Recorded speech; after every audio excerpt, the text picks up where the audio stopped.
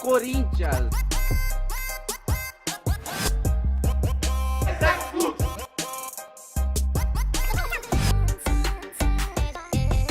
Hoje é dia de fúria. É vapo.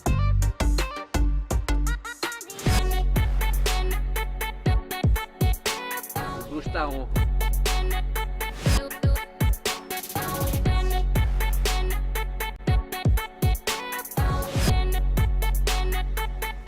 Vai, mãe. Vai tá é bonito.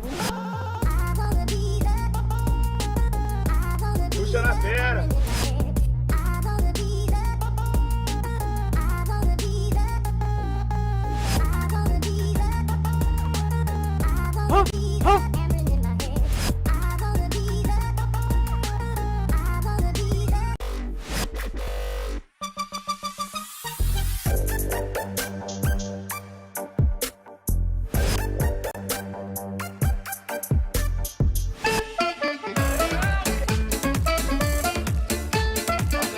Campeão.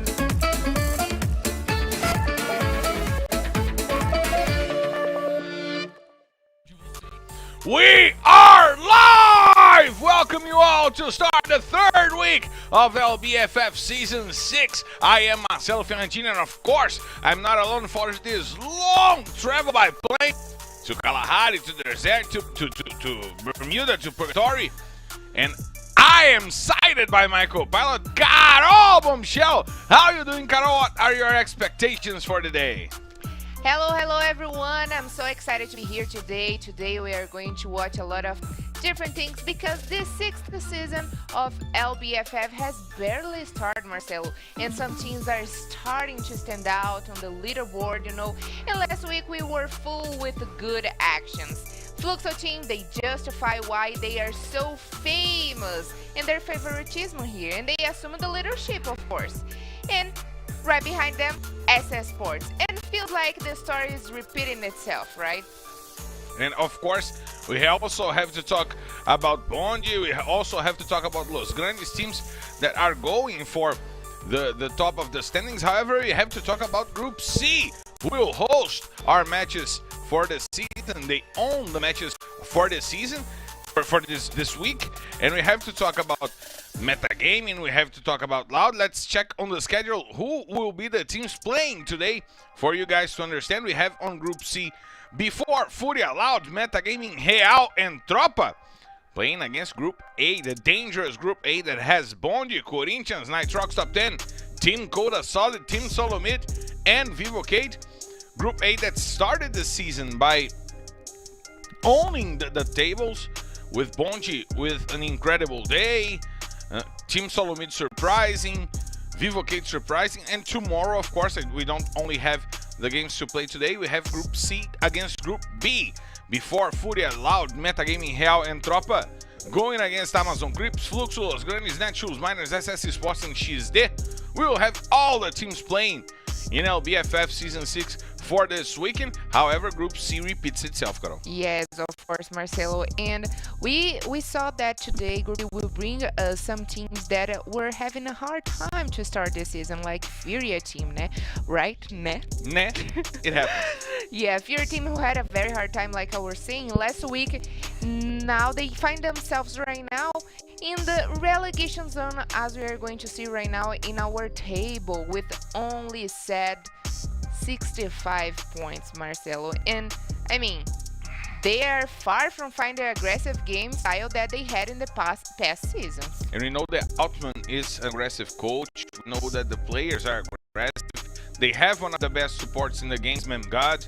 So we still don't know what is going on with Furia and Real Esports. We expected more from Real as well. However, both of those teams have only 12 games played. Let's see after today, when they get to 18 games, 18 maps played, how they will fare off. We have Bond, we have Metagaming, Team Coda Solid, and Corinthians, and Vivocate and Loud, all running for the top of the standings. Loud will have some trouble. However, we're talking about one of the most loved teams in Brazil, right? We're talking about Loud. We have to talk about the size of their crowd, of the number of fans that Loud has. which is just impressive, Carol. Yes, exactly, Marcelo. Well pointed out, especially because we are going to have some arts to talk more about Loud over this day. And I mean, first of all, I think we have some things to start up, right? Yeah, there are some informations on Loud that you guys need to stay tuned.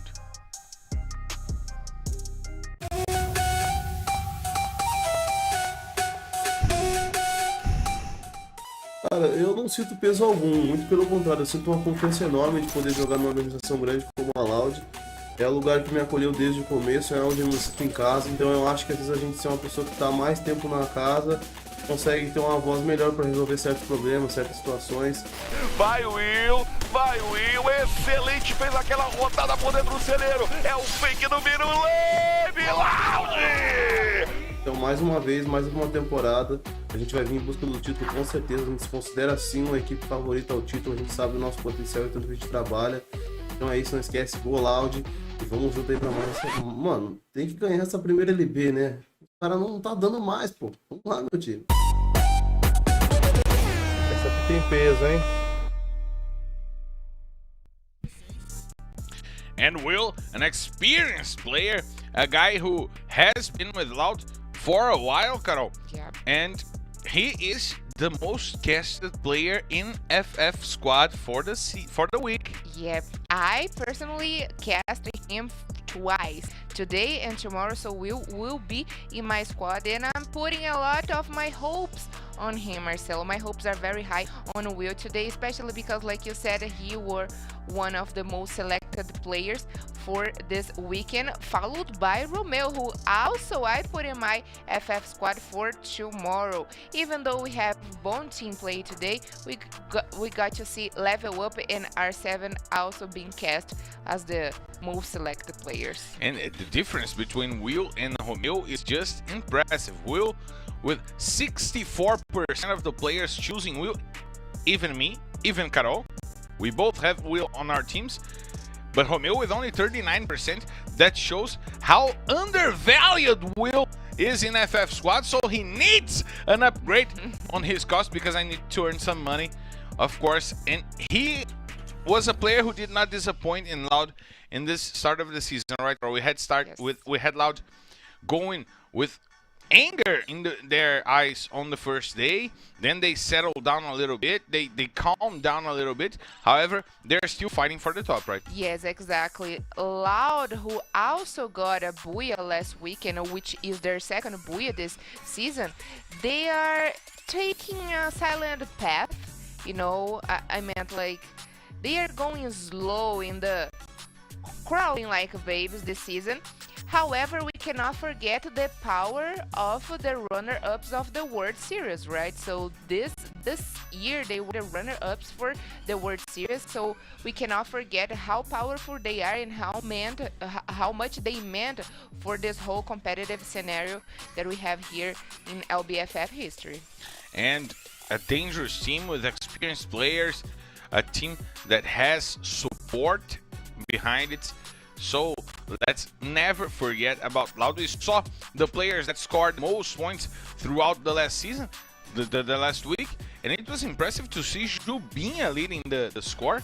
As we see the gaming houses for you guys to check out how the players will play. TSM playing on the couch. They're relaxed. Definitely, they are so relaxed, and actually I can compare. Big chill. I can compare with a Bone Team. They also use the different approach, right? This seat that they have, which is way more comfortable than the other chairs. players. And Marcelo, do you think like the comfortable seat that they have will definitely help during their performances in the matches today? I gotta say, I like the uptight position, the serious position. When you lean forward when you're playing games, it's because things got serious. It's because you're gonna do mad things.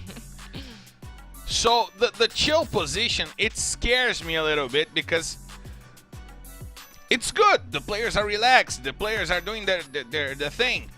But I like the more uptight position. I like the Vivocade style, players facing each other, the team code a solid style. Nitrox top 10 with their possibilities, with the table on the side of the room by the wall, doing what they can, but the players are together, face to face, eye to eye. I think that's important for the competitive scene. Yes, I really like. It's because we did not see the Furia game house, but I With really that like a war table the that they have, big right? war table with all the maps, so the players can have a better visualization of the grounds that they will step during the matches. And most of all, they are front of each other, so I think that also helps with the communication. And like by your side, you can always knock your team partner to help. And I really enjoy to see the game houses with the players, Marcelo. I love to see players gathering together, and I also love to check out how players did on FF Squad. You know that FF Squad messes with my head. I love to play that game, and we have some information for you guys that will be coming on the screen for you guys to check this out about some numbers of players that about players and about teams that are here since we began.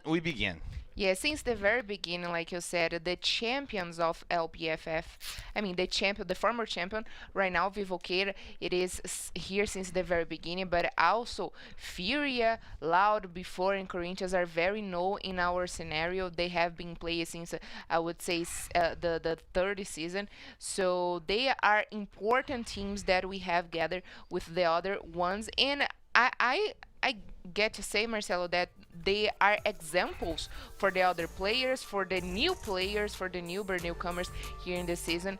And the whole squad, even though there were changes throughout the seasons, the players, the past players, and the now players are definitely examples for the other ones.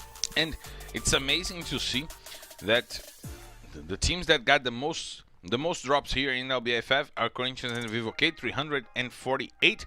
However, the team with the most kills is Loud with 1,257.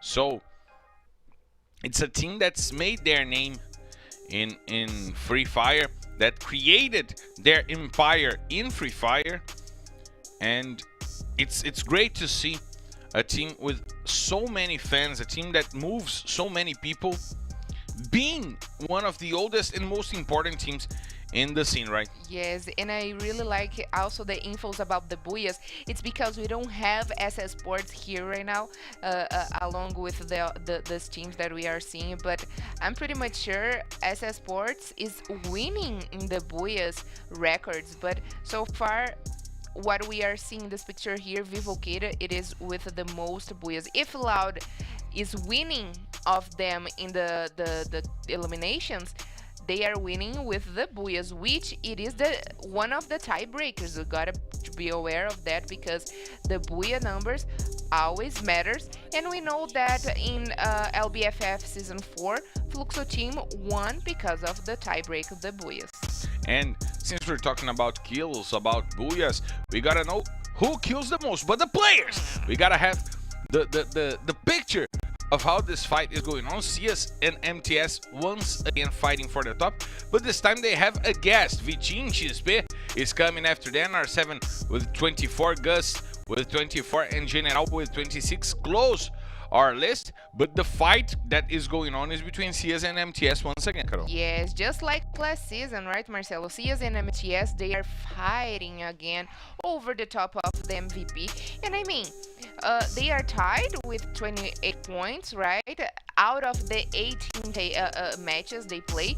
And the consistency of the both players are very impressive. I really enjoy to see this battle, and I hope they take that to the grand finale, because I really enjoy watching last season. Marcelo was betting on CS, I was betting on MTS, and I won. And he's won, of course. And he got a point, actually. CS, he adapted himself with the new meta of the season and last season, actually, which is the grenades, and we know that CS won most of because of that, the grenades. And here we are back to the G8, which is game house. Yeah, we gotta see how those players are preparing, because Purgatory is really close. We're getting ready to go to Purgatory, but it seems that Corinthians is chilling, is big chill over there. As we see, Nitrox also big chill. TSM is way too big chill for my liking. Even with the blankets, check out that there are players with blankets. Way too comfortable. Yeah, they are way too comfortable. And the socks. Do you wear socks with flip flops, Carol? I do. I think this is very Brazilian style, so I do wear. So let's send Brazilian style all around the world, because they're clear to take off. So let's hit the skies. Ladies and gentlemen, from the flight R3T1, heading straight to Purgatory. This is your captain, Marcelo Fiorentini, and by my side, my co-pilot, Carol Bombshell, invites you to loosen your seatbelts, fasten your boards, because it's time to drop, Carol! Ladies and gentlemen, welcome to our first destination of round 5, and we are heading straight to Purgatory. So let's check it out what these guys will bring for us today, because know by their aggressiveness, Furia has the worst number of kills, Marcelo, in LBFF history so far.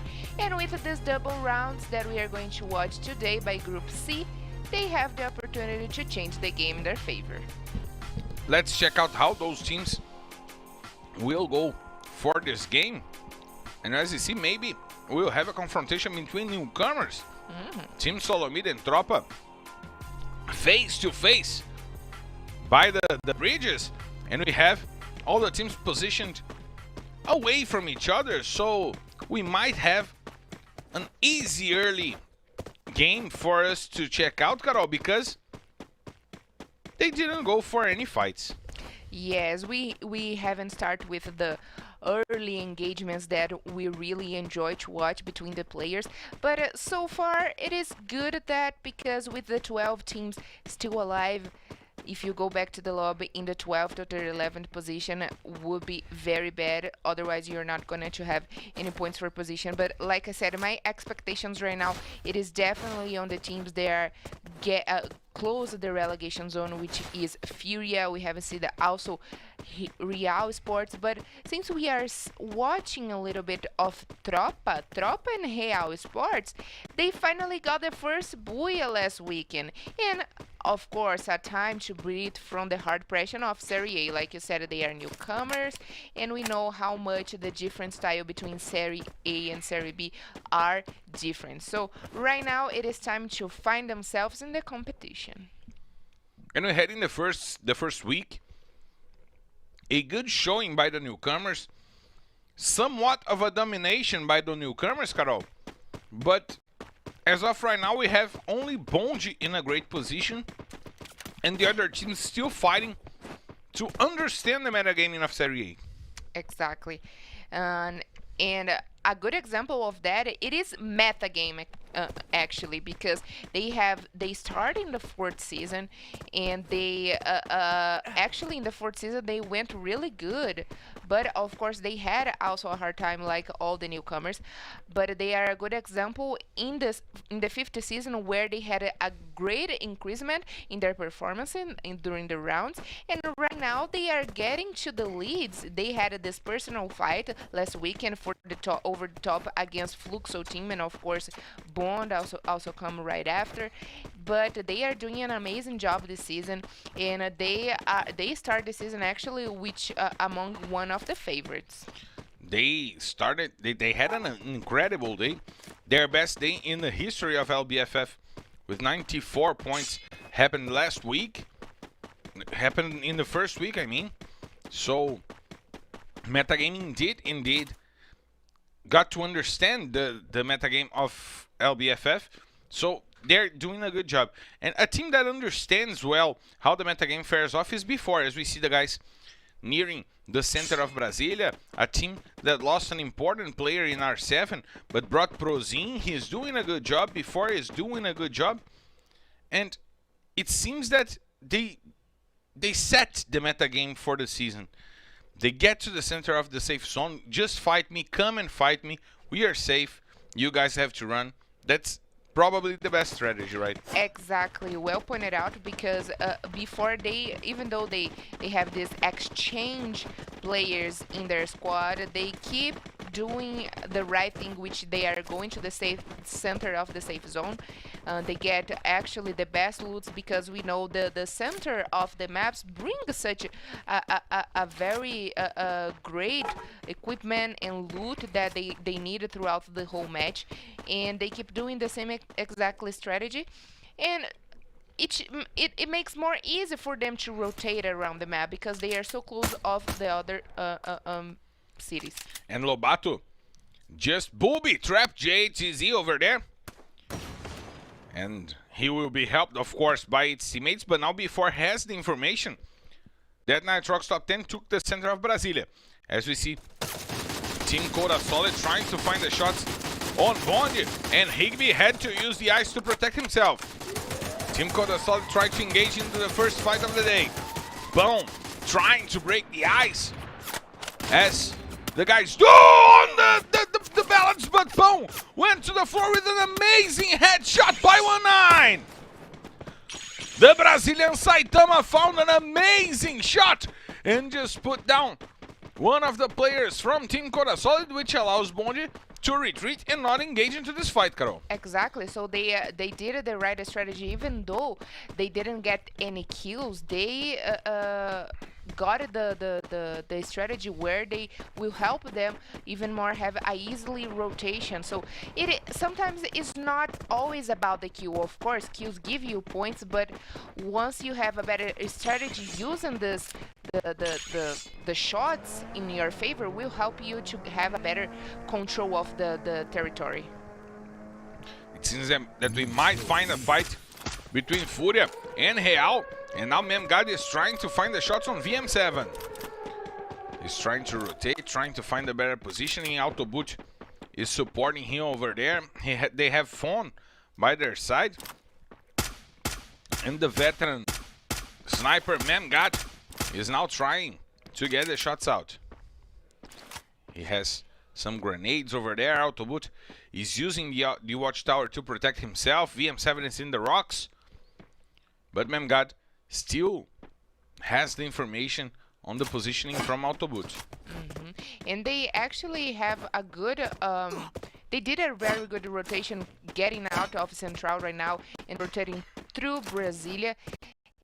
But the problem you have also should be the door holders, because most of the teams get rotated through Brasilia, and they are in the board of Brasilia, and they will easily find teams like Real, Vivocator getting an approach as well, and they will probably find themselves in a bad sandwich. Them that are not having great performances so far, they have to be aware of that, Marcelo. And that positioning from Furia already shows that they're trying to change. They're changing their rotation, they changed their drop calls, and now they're playing a more safe game than what we are used to see from Furia, coming from the edges of the safe, trying to trample their teams, but they have been having problems because they're being found outside of positioning in the middle of their rotations, and that is ruining the game for Furia throughout the season. But now Nando 9 takes some shots, and Vivocade is now trying to get some cover, trying to get some shelter, because the shots are coming in. Memgad took half of his life in damage, and now Modestia is trying to engage against Bolin. Do you like Bolin? Bolin, he was a newcomer last season, Marcelo, and they did it quite well. But this season they can connect their game with the new players, which is Hatim and Gusta. But I do really enjoy Bolin style. But I know what you meant. Right now I'm looking at your face, and yeah, I like Bolin. How can you not like Bolin? He was looking at me like, are you serious? You're talking about the player when I'm talking about food? Of course I'm talking about food.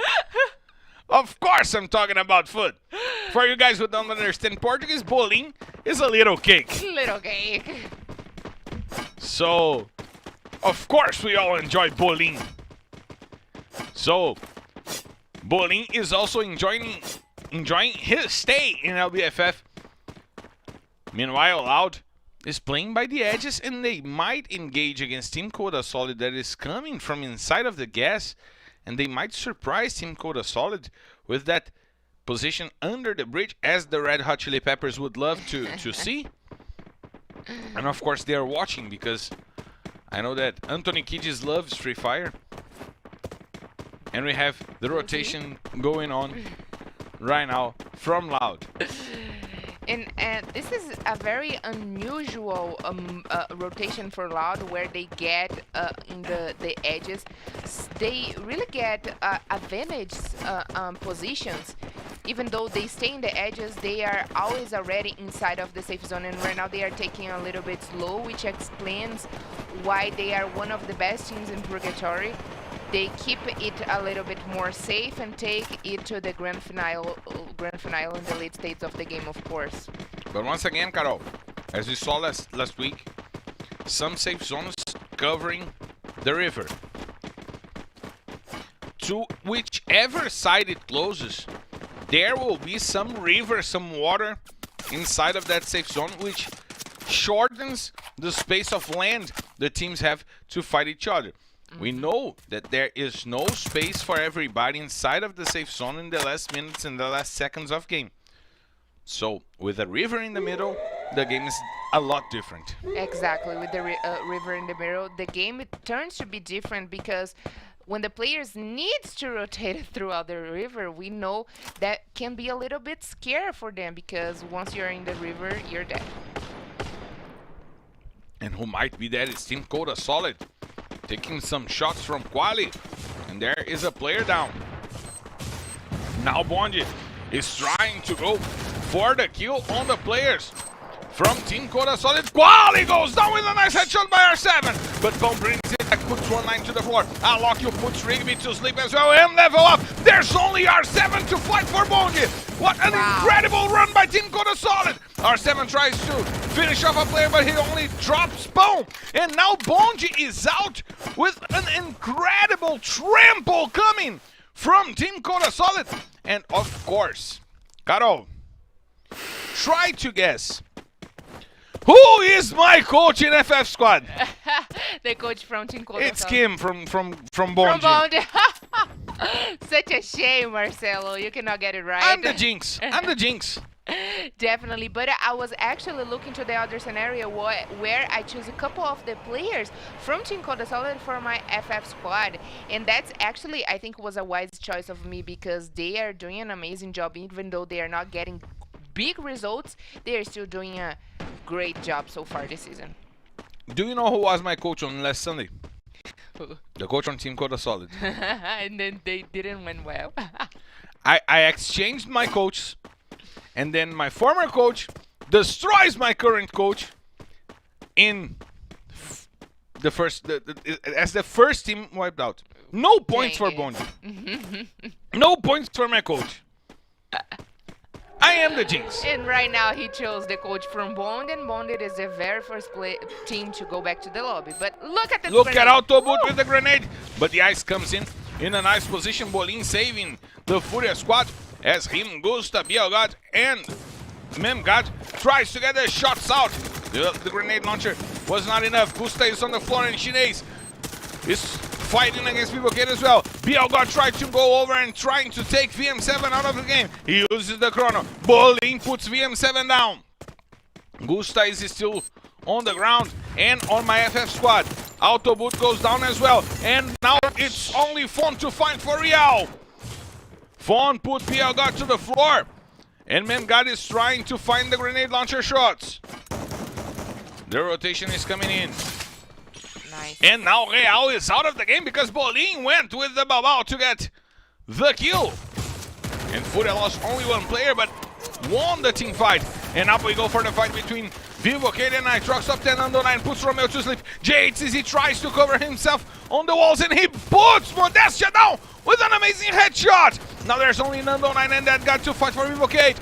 That guy puts JHCZ on the floor and he will help Modestia. Nando 9 fell to the ground as well. Head, he will eliminate the players from Vivocate. General goes down. Nando 9 goes down as well. Head is doing his job, but the grenades are coming in from Dead God. Nitrox top 10 is swiped out because Modestia showed up for the fight.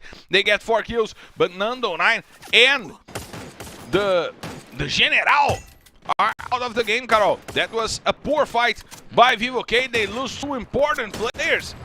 But now Team Coda Solid, that is having a good start of the day at least, are trying to engage against Vivo K, but now they got targeted. They got targeted and 2 players are down. 14 Coda Solid, the squad tries to stop Vitinho XP over there, and Metagaming now is trying to engage into this fight. They got over there, Kawe. He had an incredible season in Season 5, playing as the sniper for Metagaming, and now he's doing it again. 2 kills for him. Team Coda Solid is wiped out because Kawe got 1 more. Triple kill for Kawe, but now he's down. He's down and he will need to be helped. He will not. He is just eliminated. And Vivo K still has Modestia to fight from behind. But Furia goes down as well. 7 teams still remaining. K1 fighting Corinthians while we see Kawe with the quadra kill. But now Metagaming have to deal with Tropa. Ian is on the floor. He has no help from Drax over there because they are not currently in a good position to help each other. But now we see Loud coming in to the edge of the safe zone, and Metagaming still fighting Tropa, but they will not fight anymore because Giga found the kill on Drax. Good matchup right now from the players from Tropa, and Modestia just fell down from the sky because Iago got him while he was trying to use the line. And as we see, Tropa still having troubles to get to the center of the safe zone because B4 is well positioned and they are holding the door. Killed puts Lobato to the floor. Killed, one of the players that scored the most points in FF Squad in this season.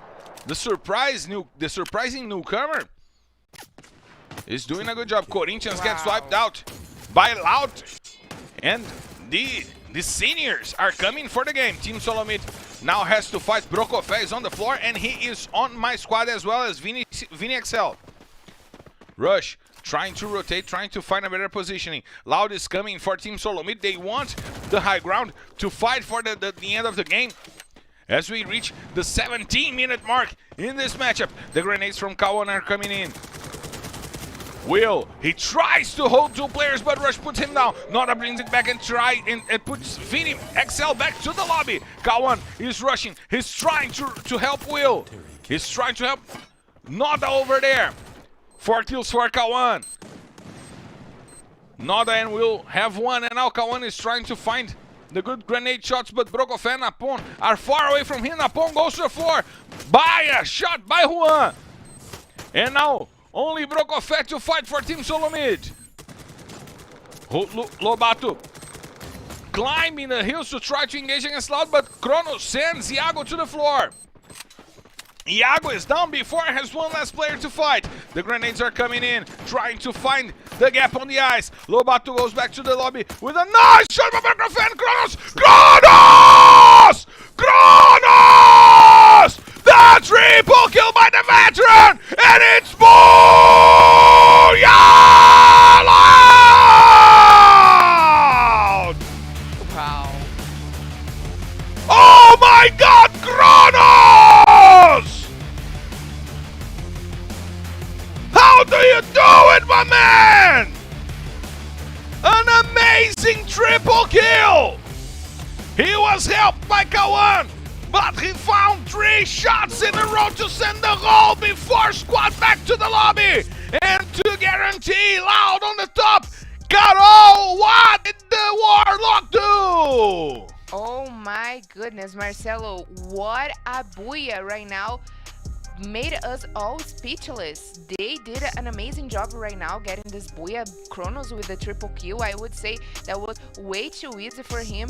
And actually, we saw a good scenario coming from Loud where they were split between 2 teams, Team Solomid and B4, and they had like to spare their performances between the players from their squad, and they did an amazing job getting this first booyah, the 31 this season, and the 31 in Purgatory. So Loud got a great dominance over the Purgatory map, Marcelo. And I'm impressed.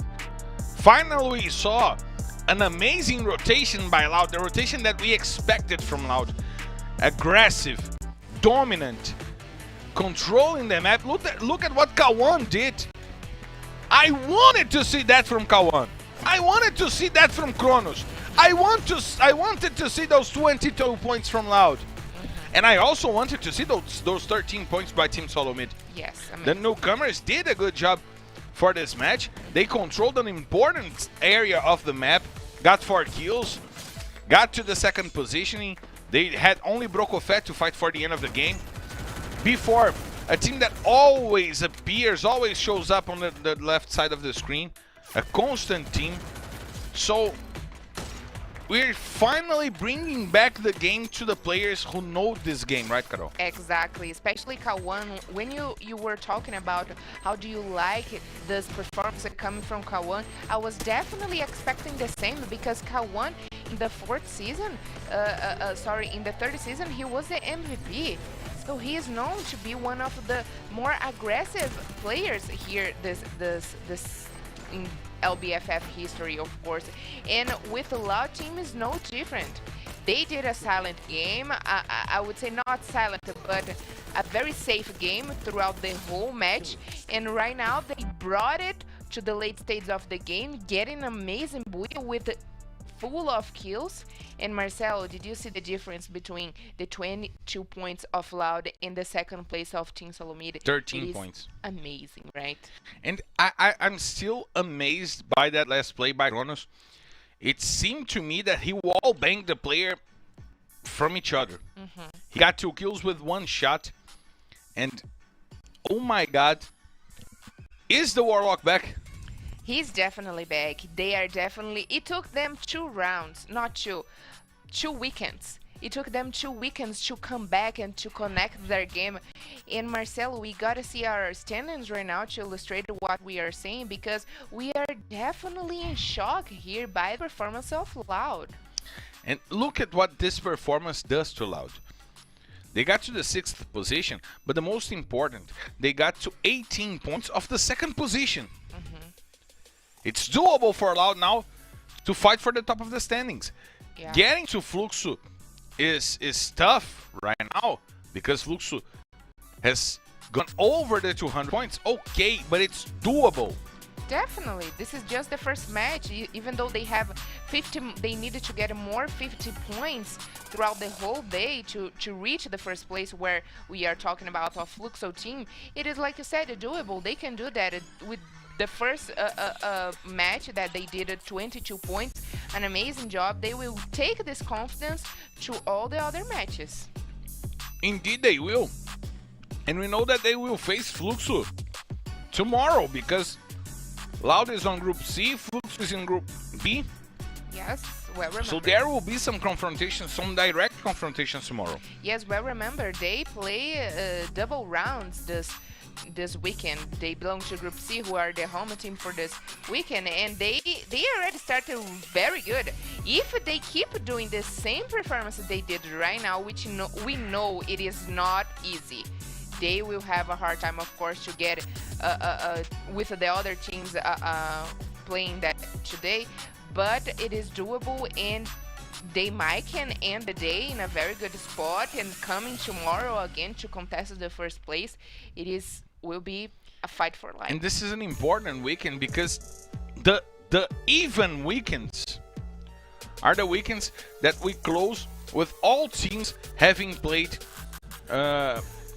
the exact same number of maps played. And this weekend we'll finish off with all teams with 24 maps played. So we'll have a clear picture of how LBFF Season 6 is drawing. And Carol, we have to talk a lot about it, but we have also to hydrate. Exactly, Marcelo. I'm really thirsty right now after this match. So we have to hydrate. We'll be back after a quick minute.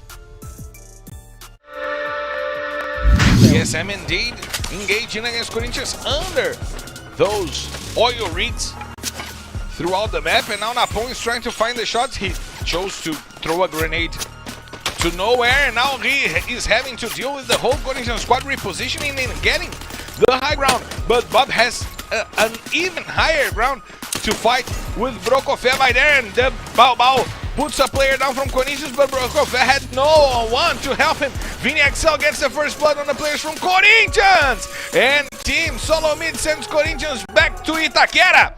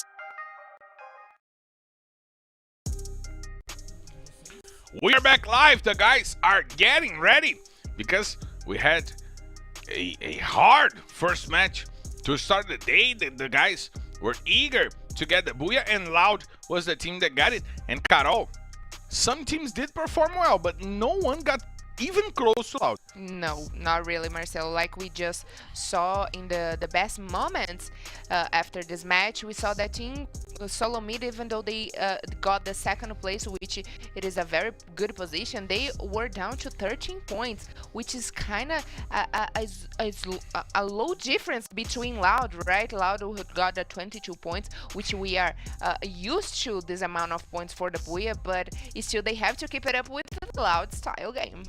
What Carol, is that? What is this sound that is coming in my ears? What is this amazing voice?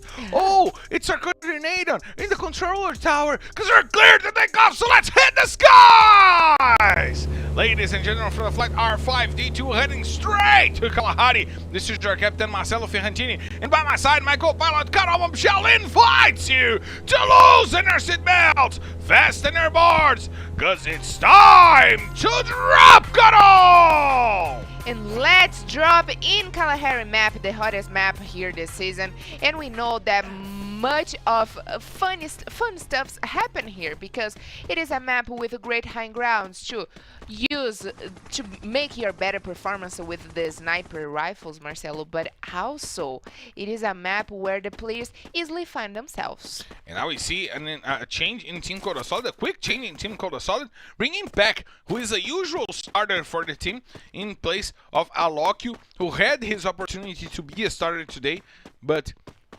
did not go as well as they expected, right? Actually, Marcelo, between the fight that we had of Team Coda Solid against Bond, Alokyu got 2 kills. So I was about to say in that exactly moment that we didn't have time, of course, that Alokyu already started great. And I think the team, it is, even though they are still trying to adapt themselves with Alokyu this season, they are doing pretty great. But of course, it is definitely Peck came back in a great moment because they matched way better. And we know that Team Coda Solid last season had amazing results in Kalahari with that squad. With Peck, Pão, Quali, and Vitinho XP. They were just incredible in Kalahari. And this may be a bet on what's right, on what went right for Team Coda Solid last season. Yes, of course. And we gotta say that Team Coda Solid, they started very good this season. They were actually they finished the first round, the first weekend in the second place, right? Which it is a very good place, of course, but they are finding right now a hard time to come back, even though they are along the top 5. We know how hard it is to keep it up with the game styles of Fluxo team, for example. But we can set a line of similarities between Team Coda Solid and Metagaming, and how those teams came to Serie A, and how those teams are adapting themselves to Serie A because on the first season from Metagaming inside of the Serie A, they had an okay season. Fought not to go to go back to C. However, they kept themselves over here. Second season, they started doing a good job. They're starting showing up, putting their names on the map. Were disciplined by the usage of unavailable skins, ice skins. But went to the finals, did a good job on the finals, and now this season they really became a force to be reckoned with. Yes. And we see Team Coda Solid doing a similar path. They didn't go for the XX group last season. They went for the finals. They had a good season. This time they become a force to be reckoned with, right? Yes, exactly. Yeah, I couldn't agree more with everything you said. And right now, Marcelo, seems like Furia and Loud are engaging. Two of the veteran teams in LBFF. SB4 is engaging into this fight as well, and who won? Just put down Man God. We see Iago from the refinery with the AWM trying to find the players from Furia, but Juan has an amazing view to engage against the players from Furia.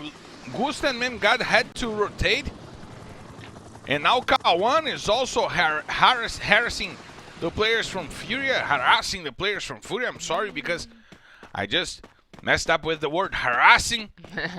I messed it up. It happens. It happens, and Furia is now sandwiched between a rock and a hard place, as they say. Bolin is trying to deal with the players from before. Right from the bridge, as we see Nitrox top 10 trying to go over the players from Hell. Romeo puts VM7 to the ground, and there are lots of players from LBFF squad happy right now because Romeo is getting the kills, and Shinez! The double grenade from Shinez puts two players down. Fawn tries to bring it back, but Real is sent back to the lobby. And my man, Shinez those grenades! Shinez, which is a key player for Nitrox Top 10. He's been helping and doing a difference in their squad since the last season. They are definitely doing an amazing job with this player, Marcelo, and I'm really enjoying also to watch Nitrox Top 10 since the last season. Of course, they had this change between coaches, but they still are keeping the same game style, right? But right now, this fight between them and Real Esports, who had a bad start this season with only 28 points and 8 kills, they got a little time to breathe starting the day today because of their last buoy from last week, and of course, finishing the day in great points. But it is interesting to note that Real Esports has the worst performance in Purgatory, like we saw in the first match. They only scored 13 points in Purgatory map last weekend, but also in Kalahari. In Kalahari, where they only scored 19 points this whole season so far. So right now, they know where they find themselves with most difficult, most hard times. So they might try to fix that because, of course, in Bermuda, they have great performance. Their first buoy this season were in Bermuda, but they know they have hard time in Purgatory and Kalahari, and it was no difference during their rotation where they met Nitrox Top 10 right now. You talk about hard times! Only the wrestling fans will understand this reference. God save Dusty Rhodes, the American dream. Now we see Team Solomid trying to regroup themselves while they have some freedom to work at all. And that's how they tried to do in Purgatory. And that's what they got to do in Purgatory until the latest stages of the game. Yes, and right now, watching the safe zone closing in the command post, we see that Corinthians and Team Solomid have the control over that. Of course, the Bond, it is also on the edges, but It's drop over there with Corinthians, right? it is Team Solomid. Tropa? Yes, Tropa it and is Bonde. Tropa. It is because of the T that got me confused. But of course, Tropa and Corinthians and have the control of the command post. But once again, we see that Loud is playing out of the safe zones, doing the edge games and bringing it to the late stages of the game. But we know that in Kalahari, it is a lot more different because it is an open map. They cannot count with much cover and they have to work better their ice walls, and they also will find a Furia team which was one of the best teams in Kalahari, and they are well positioned right now actually. So a lot of things can happen to the end stages of the game in Kalahari right now, Marcelo. But now we're seeing that Furia is having trouble Yes. to go under before, and we've just seen Iago put down Memgad, and now Gusta is trying to reposition to help Memgad over there. He just takes almost all his life in damage, and Iago puts him down. Bolin goes back to the lobby. And before is punishing Furia for trying to rotate from an open and wide space. And Iago, who always plays by the antenna, is making it count. Furia just lost a player, an important player, because he's in my FF squad. That's why he's so important. That's why he's so important, of course. I like that. He's the most important player in the game, and now he just fell to his death. I cannot believe me. He just fell to his death. It happens. It happens all the time. But as we are watching metagame right now, they might try to engage against Vivocade, which it is kind of... Ian and Marcelo, there it is. There it is, the fight going on between Vivocade and Metagaming. Kawaii just put a player down from Vivocade. It was Modestia, and he was helped by Nando9 while Drax tries to break the ice and engage into this fight. He's running. He's trying to get to the players from Vivocade, and now he's doing the Black Eyed Peas strategy. He's running, and now Lost puts that guy to the floor, and he finishes off that guy. Metagaming is doing well in this fight against Vivocade. Lost using the eyes. Now he goes for General, uses the double vector, tries to put General down, and he can. He puts General down, and now Vivocade has lost already 2 players to Metagaming, who has 3 players still fighting. They have the advantage, they have the upper hand in this fight, and they are making it count. Vivocade players are running, but Metagaming is also getting caught by sight by the players from Team Coda Solid. This is turning into a dangerous fight because Team Solomid is also coming. Ooh. But now they're surrounding Vivocade. So this becomes some good space for those 2 teams that are coming into this fight to get some freebies, to get some points on their account. As you see Vini XL using the medkit over there to heal from the shots from the players from Vivocade. That shows that they have the information on the players from Vivocade. And now Rush is not rushing, which is contradictious. However, he's preparing to go for the rush as Napon gives him the information on the players from Metagaming as well. Now Team Solomid is in a good position to fight because they have information on both teams. Modestia just exchanged his position because he knew that the Biriba, the grenades were coming in.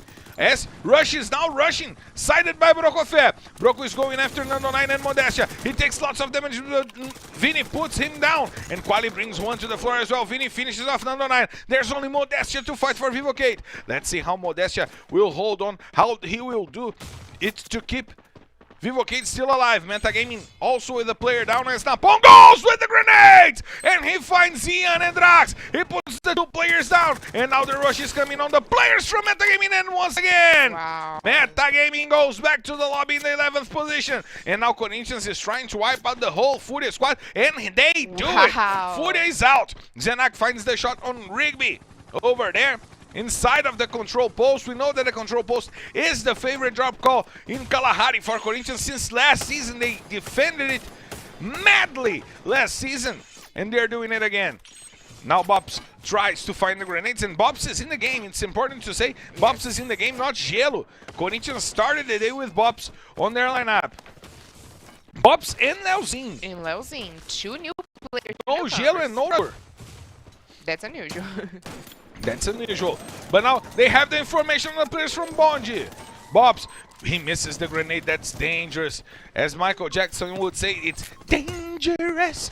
But they still have to deal with the grenades. And looks like Bonji went wiped out in a single grenade. Is it right? While before goes for the kills. It seems to me that Bonji was all wiped out with one grenade. Isn't that right? It seems so. Let's have the confirmation. But it seems that one grenade in the watchtower just eliminated the whole Bonji squad. Now, Loud is trying to go after the last players from Corinthians. It's Ousado. He's on the top of the house. And Loud is coming with 3 kills. 1 on Will and 2 on Kawan. Kawan is trying to go back to the fight for Meta. Wow. The MVP. And Nitrox Top 10 has a good play now by the great Romeo. He has already 4 kills, and we see Team Solomid getting wiped out as well. Only 5 squads remaining and only 14 players. Lots of teams losing important players before the final match. And as we see, Loud and Tropa have 8 players on their hands. So it leaves 6 players to 3 teams. Yes, and full squad. And Team Corasolid is full squad.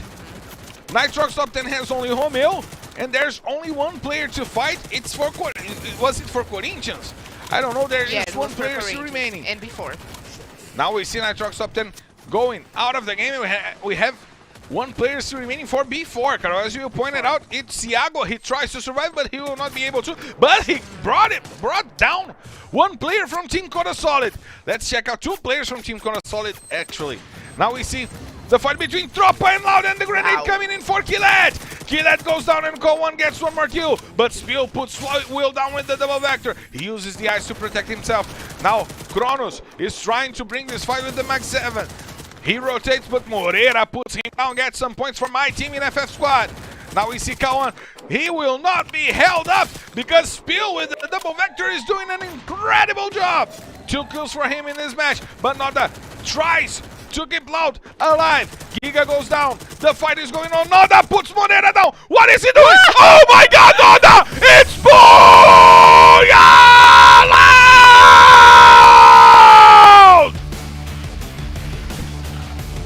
The boys are back!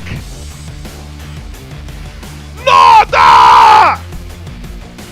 The triple kill to finish the game! They clutch to hold Loud to the top of the standings!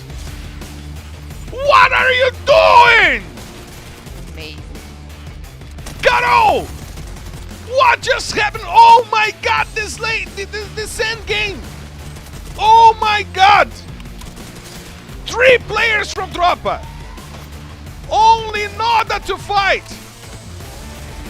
He put Giga down! He finds the headshot on Moreira, and then he goes with the side to put Spill to the ground.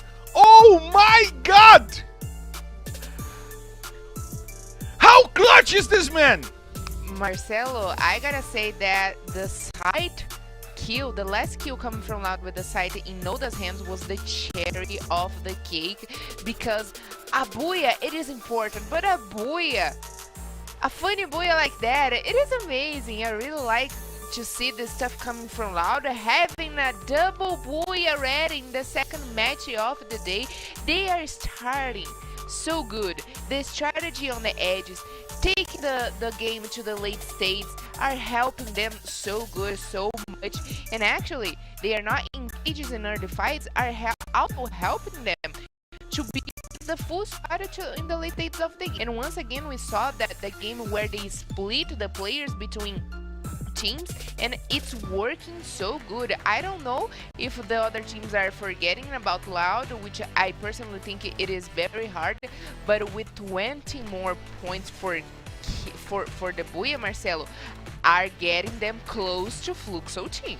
And Carol, 42 points in 2 maps. That already gives Loud a good day. They could not score any more points today, that they would have a good day. Yes, I was counting that they would get 50 points till the last match. But they are so close of these 15 points that separate them of Fluxo team right now, which makes this so much easy. What an amazing end of match. What a clutch by Noda. Oh my god. And once again, before in Team Solomid on the left side of the screen, on the first side of the screen, we see Romeo splitting the MVP of the map with Noda. But Carol, just look at it again. He was 1v3. Giga, Spill, and Moreira had the weaponry they needed. Yes. They had the space, they had information. Moreira went for Noda, Giga went for Noda. They went mano a mano, they went one after another. They should have gone together. And Noda had the space to bring all his weapons. He brought the Bao, he brought the MP5, then he brought the Scythe, and he made it count with all the weaponry he had. Exactly, and actually I wouldn't say that was a mistake coming from Tropa right now, because they definitely had the game, the Booyah in their hands. But how great was the performance of Noda, and that's exactly what we expected in the last moments of pressure. For you to concentrate and get your best game was exactly what Noda did, which we know that they were kind of losing the Booyah in that moment. But he came, and he was definitely a very good player, and Loud, the coach of Loud, deserve congratulations. It goes the same for the Tropa, and I'm very happy right now. Even though Tropa didn't get the Booyah, Marcelo, I cast Capgi, which is the coach for Tropa, for my squad today. I chose Capgi and I put him out. And in the first map, Bonji was wiped out in 2 minutes, and now they were wiped out by a single grenade. So I am the jinx. Let's check out the standings for us to understand what that 20 points did to Loud, because they were nearing the second place, and that's what I was saying. They needed 18 points to get to the second place, and now they are going after Fluxo. This is personal, Carol. We know that this is personal. This is personal. We saw that last season when Loud came to take the first place of Fluxo, the finals. In the finals, right? But tomorrow, we know that this is personal because of the season 5 and season 4, when Fluxo the title from Loud because of one Booyah. And tomorrow we're gonna get great chance of Fluxo team come for Loud. We might have, especially if Loud take the first place today. We might have the direct confrontations between probably the two biggest crowds in LBFF. So this is getting hype. This is getting hot, Carol. Important to say, Team Solomid also trying to get to the 12th position, trying to enter the qualification zone for the finals, the top 12. They are still in the 13th place. They didn't get any position. They got to the 13th place, and Tropa got to the 9th position. Tropa, who were the 13th team in the rankings to start the week, now in the 9th position, 1 point behind B4, who is also having a good day. And we're seeing the teams from Group C getting the points. Yes. Loud is from Group C. B4 is from Group C. Tropa is from Group C. So this is getting interesting. Yes, actually, that were my expectations for Group C, Marcelo. Because of the double rounds, they should definitely take advantage of that and go for it, exactly what Tropa is doing, Fluxo is doing. And in the other hand, for the teams that are only gonna play once this weekend, they should also take advantage of their one single day they have. Like one team that belongs to the Group B are not having an amazing day today. They actually were in the 3rd place. Right now they are falling for the 4th place, and they had everything they needed to get the Fluxo out of their way and take the 1st place. But we know it is not easy, which seems like to be way easier for Loud today. They are doing an amazing job so far, and I'm really enjoying the day, Marcelo. A lot of great things that we were not expecting are happening. Already a double Booyah only in the 2nd match. And I gotta say, Say it. Loud is 30 points behind Fluxo. If they finish the day with 72 points, they will be the new leaders. Yeah. So we got to count on this story and to bring all the good moments of this story for you guys throughout the next 4 matches we have still coming for you today. But we also have a few more quick breaks for us to hydrate, right? And we'll take one just right now. SS Esports is unaware of their presence as they see now, and they are met by Kawan right now with some shots. Now they will have to deal with the grenade from Will, trying to get the players inside of the house, but Phoenix is outside and going after him. He uses the eyes to protect himself. Now Will goes with the double vector. The chrono is used and he puts Phoenix to the floor. Now he has to deal with Jubin and he puts Jubin down. Nice job by Will getting 2 kills. Now he can go after the players from SS Esports. He's rotating, going for the kills. He gets the quadra kill, the triple kill. Wow, Marcelo. Triple kill by Will. What an amazing job with the double vector.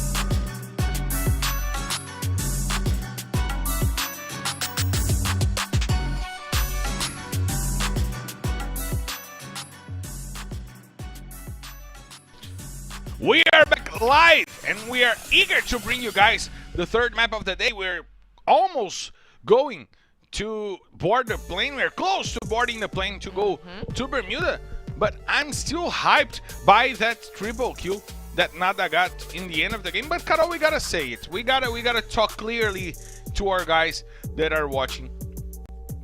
Tropa messed up. Tropa did mess up a little bit, of course, because of they had the number advantage, right? So they should take that for their side. Don't go one by one, which make way easier for your enemy to eliminate. So they should, like I said, use the number advantage to go over Noda. I mean, they not count with the astucias of Noda, right? And the skills of Noda. The skills of Noda, That especially with the sight. The puro osso, as we say in the Grim Adventures of Billy and Mandy. The Grim Reaper from the Grim Adventures of Billy and Mandy. But, Carol, sometimes it seems that Noda gets forgotten in that Loud squad because they have Will, one of the best rushers in the game, Kronos, one of the best snipers in the game, Kawana, former MVP. It seems that Noda sometimes is forgotten, but the job that this guy do as the closer for this team is incredible.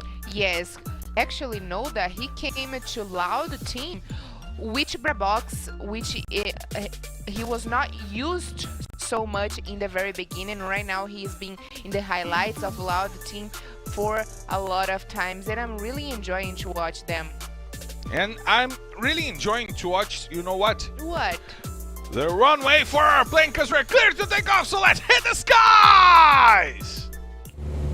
Ladies and gentlemen, from the flight R5D3 heading straight to Bermuda. This is your captain, Marcelo Fiorentini, and by my side, my co-pilot, Carol Michel, invites you to loosen your seatbelts, fasten your boards, because it's time to drop, Carol! And let's drop straight in the Bermuda map, the most loved one by the players, the most used one by all of us, Marcelo, and we know that a lot of stuffs are happening here today. So let's count that. Right now, teams that were not having a good start today will maybe use the Bermuda favoritism in their favor. So let's see, even teams to Group C will also using the double rounds advantage in their side. Let's check out how this will happen, but we already have some teams getting really close to each other because the rotation from the airplane, as I took the plane as I wanted, just left half of the map playable, right? Yes, you were so nice right now, Marcelo. I as just a love to do pilot. it. Yeah. I like when you trick. I like when you get the tricks with the players, making that even hard for them to play. But what we are seeing here is that our former champions, Vivo Kid, who have not yet repeated their title performance, but with their second booyah, sorry, last weekend, it could bring back the natural order of the scenario, putting Vivo Kid maybe once and for all for the fight off for the bye championship, which the first two matches was not what we see, right? And we just got the notification from our sponsor for the best place of the day. And now we have Loud prepared. You just get too happy about that sound. Sometimes we're just too happy about that sound. Because it's cute. That hits close to the heart. Because Camila is just crazy about Shopee. So this hits close to the heart because sometimes we're chilling at her house and her cell phone does that noise. It does? And I jump from my chair and I just die in scare, and it just hits close to the heart. Miss you, babe. That's cute. That's super nice. But as we are watching Furia right now, Furia who's also we gotta bring information that the exit of 1-9 and Field cause a heavy impact in the squad of Furia team. Of course, they have been playing together in the game for a long time. Ooh, and I say that a little bit later, Marcelo. Let's see if Memgod will indeed engage into this fight against. Oh no, it seems that they will not. Just They're hit and run. Yeah, the hit and run strategy. A strategy that Fluxo is using really well for this season.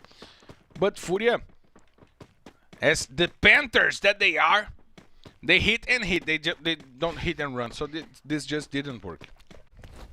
Black Panther.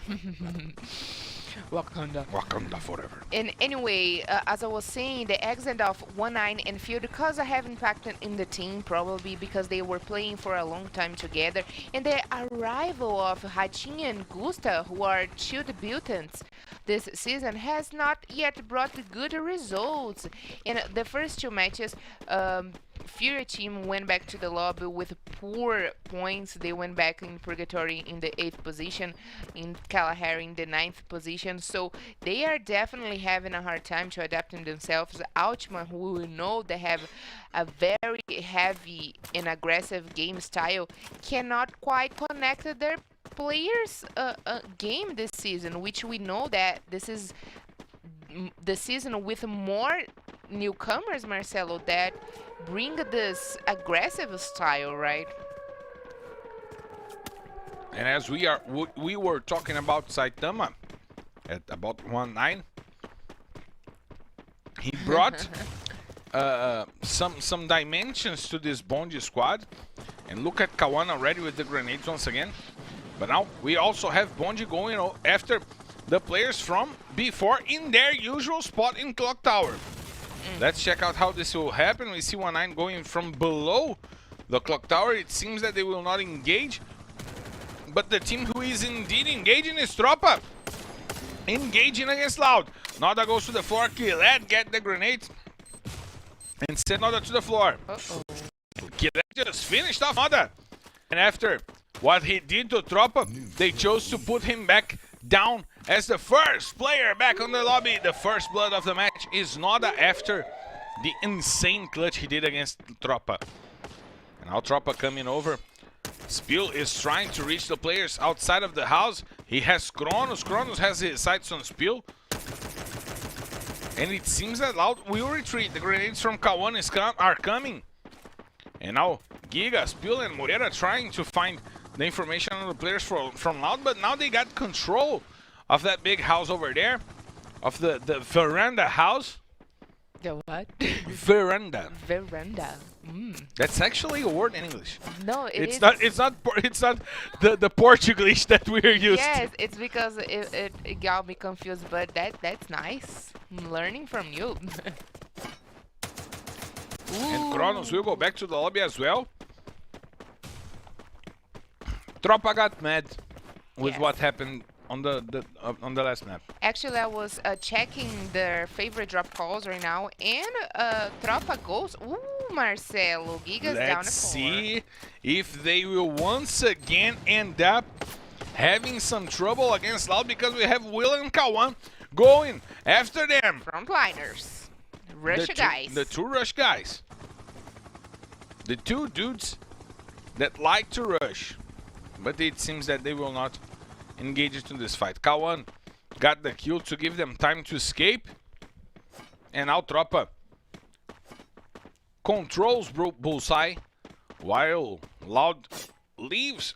And as you were saying, this is not the usual rotation from Tropa, right? Exactly, that's not the rotation. They actually, I was checking, in Bermuda, they went to ice this season to Shipyard, once the factory in Poshinoki and once in factory Mars Electric Poshinoki.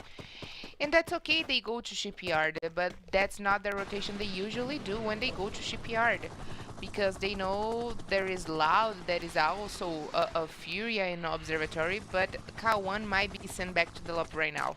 They were doing the Scooby-Doo strategy, but K1 will be sent back to the lobby. Rush, you could leave Brocofe or Vini to get that kill. No. And now Brocofe gets a kill on Killed. Let's go, Brocofe. Is him in your FF Of course he's in my FF squad. Why would I be cheering for him if he was not in my FF squad? Let's go, Brocofe. Let's go, Vini XL. Let's go, Will. Also in my FF squad. We have now 3 teams in the clock tower. This is not a safe region. This is open. Feels like Brasilia, huh? Yeah, this is probably not the best place for you to start a fight with multiple teams. And that might just happen right now as we see the clock ticking and we're getting to the 9 minutes of this Bermuda map. Let's see how this will happen, because Autobot is running for his life. Corinthians is coming after Real. Now Leozinho is doing the front line for the Corinthians team, while we see Autobot using the grenades. He uses a few more ice grenades to prepare himself over there. Fawn is using the house to cover. He tried to use the grenades, but he didn't cook it enough. Once again, Autobot doing the front line for Real, but what is this grenade that he just did over there? Oh my god. Maybe it was a bait. They didn't run Probably. well. Now we see Ousado rotating, trying to get some information. He saw Autobot, and now he's going over the player from Real. Autobot is isolated. Now Corinthians might get into Autobot just to get the advantage. And that's what Leozinho is doing. He's trying to bait Autobot into leaving the bushes, into leaving the trees. While we have Ousado and Zenak going after them. Autobot is engaging. VM7 goes to the floor because Ousado found an amazing headshot. He showed up and he went down. And now he is back on the lobby. Now Tatu is also down. Leozinho using the Vector to put him down. Ousado. Oh my god! What? Ousado, my man! Is he coming back? Wow. It seems so. 3 kills for Ousado. And Corinthians sends Real back to the lobby. One of the runner-ups for the title of MVP last season, Ousado, is starting to like this game, Carol. Yes, Ousado is bringing back this season right now that we saw that Carapin shot right in the head of the player from Real Sports. And he's definitely coming back and telling us that he might also get in the fight for the MVP, Marcelo. But great stuff come from Corinthians, but I gotta point it out that Real strategy didn't win well because they split too much. And in moments like that, when Corinthians were all together, they should definitely also stick together. All together now. Together, together, together, everyone. Together, together. Come on, let's have some fun. And what is definitely together are the teams here in Clock Tower, Marcelo. And it is about time for us to have a confrontation. Corinthians rotating, coming out of Arena Village. And we might have the first confrontation between Furia and Corinthians, which is not going to be very happy stuff for Furia team since they are not doing very well this season. Let's see if they will have to engage, and it seems so. Gusta is already being shot over there by the players from Corinthians, and now they are going for the Clock Tower, where there are 3 teams inside. We have Bond, we have B4, and we have Corinthians over there. We have Evocate in there. I mean, Corinthians is coming after Furia, and now 1-9 is going after his former squad, his former teammates, trying to put Memgar to the floor, trying to put Bolin on the floor, and Bolin just shows the tip of his scythe, but does not show up. 1-9 did not get the kill. As we see, Bondi positioned, but they just gave up on. They just gave on to the information about their positions. Now, B4 and Vivocate know that they're under the Clock Tower. If they didn't have that information before, now they have it. Yes, and all the teams are now the time for us to figure out where the late stage of the game will happen. And Will just went down. He couldn't leave the safe zone. He could not leave the safe zone, and actually he was again doing the game of the safe game. But Marcelo, look at the safe zone. I have been doing my playing Free Fire at home, but this is going to be very hard for the teams to get out of Clocker Tower safe, because there's a lot of teams over there, and play in the open field between Factory and Clocker Tower. And I want to see the next safe zone, the safe zone number 4. Just like my daughter Patricia. This is a Silvio Santos reference. Okay. No, I don't get it. Oh, okay, I know Patricia, but I didn't get the joke. Because when Silvio Santos goes to say a name of his daughter, he says, "This is my daughter number 1. This is my daughter number 2. Oh. This is my daughter and the daughter number 4 is Patricia." Patricia, got it. My daughter number 4, Patricia. Oi. Right now, who I really believe that is in good position, it is Tropa and Nitroxotan, because they are definitely in the middle and they have the best covers, Marcelo. But who doesn't have cover is Team Solomid, but they are going after Furia with or without cover, as the U2 would say. But Rush found Bolin and sent him to the ground. He's trying to engage into this fight. Brokofef finds Gusta, and Team Solomid just destroys Furia. Just destroys Furia over there. While we see Rush with 4 kills and Brokofel with 2. But Napon with 2 bullets in his head. Modestia just found the kill. And now Vivocate puts Team Solomid down to 3 players. Wow. Now Modestia tries to and it seemed easy for Team Solomid to bring Furia down, Carol. Yes, the way too easy, kill easy. Actually, I don't know why Furia cannot connect their game this season, Marcelo. They have God, one of the best players, the captain team, and they cannot connect this game yet. Let's check out the scene from the next chapters, because for this chapter in Bermuda, Furia is not playing anymore. Let's see how Vivocate will bring the game that they had last season back. R7 puts 1 player down, but now Bond is fighting against Team Solomid. Vini XL puts 1-9 to the floor, level up, brings it back. R7 finds the grenade and puts down 1 more player, but look at that! Team Solomid tried to come in. Vini XL almost wiped out the whole squad from Bond. But level up, saving the team. And now B4 is going after Vivocate. Juan Lobato and Prozin just went for the kill. And now Modestia will stand. No, he will not. B4 trampling Vivocate, each player getting a kill. And Vivocate is sent back to the lobby as we see the teams approaching the exit of Clock Tower and nearing the factory. The safe zone will go for the factory and not for the Clock Tower. Kawe goes down because Vitinci pays a madman. Wow.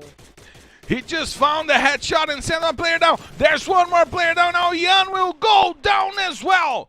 Only one player remaining for Metagaming. No, there will be no more chances for Metagaming in this match. Team Coda Solid wipes out Metagaming YOEC before going after the players from Bonji. Lobato, he tries to find R7. Tries to get the information on the former player of before. R7 goes with the Bow Bow and he will go Bow Bow back to the lobby because he was eliminated. The whole squad from Bonji is eliminated and now B4 is in a predicament because Corinthians is going after them. But JHCZ just put Lobato back to the floor. Bobs sends Prozin to the ground and as we see he uses the ice to protect himself. The squad from Tropa goes down because of the safe zone and now Corinthians sends B4 back to the lobby and they have the advantage in numbers. They have to go after Nitrox top 10. We have 3 squads with 4 players. Team Coda Solid, Nitrox top 10 and Corinthians. It seems that Nitrox will go after the players from Team Coda Solid that are using the end of the space inside of the factory to protect themselves, as we see that the safe zone will protect them. They will still have position to stay inside of the walls of the factory, and Corinthians will be forced to go in. Nitrox top 10 will be forced to go in. Romeo will lead the charge for Nitrox top 10 as we see he is nearing the walls.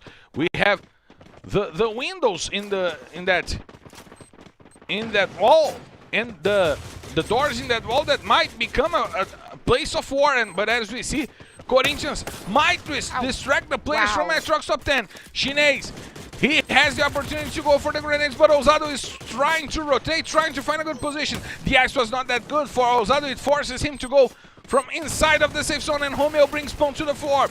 Nitrox top 10 fighting in 2 fronts, but Ousado sends Shinez to the floor. Romeo puts Quali down, but Vitinho brings it back and sends 2 players down from Nitrox top 10. JHCZ trying to enter the safe zone, trying to enter the walls of the factory.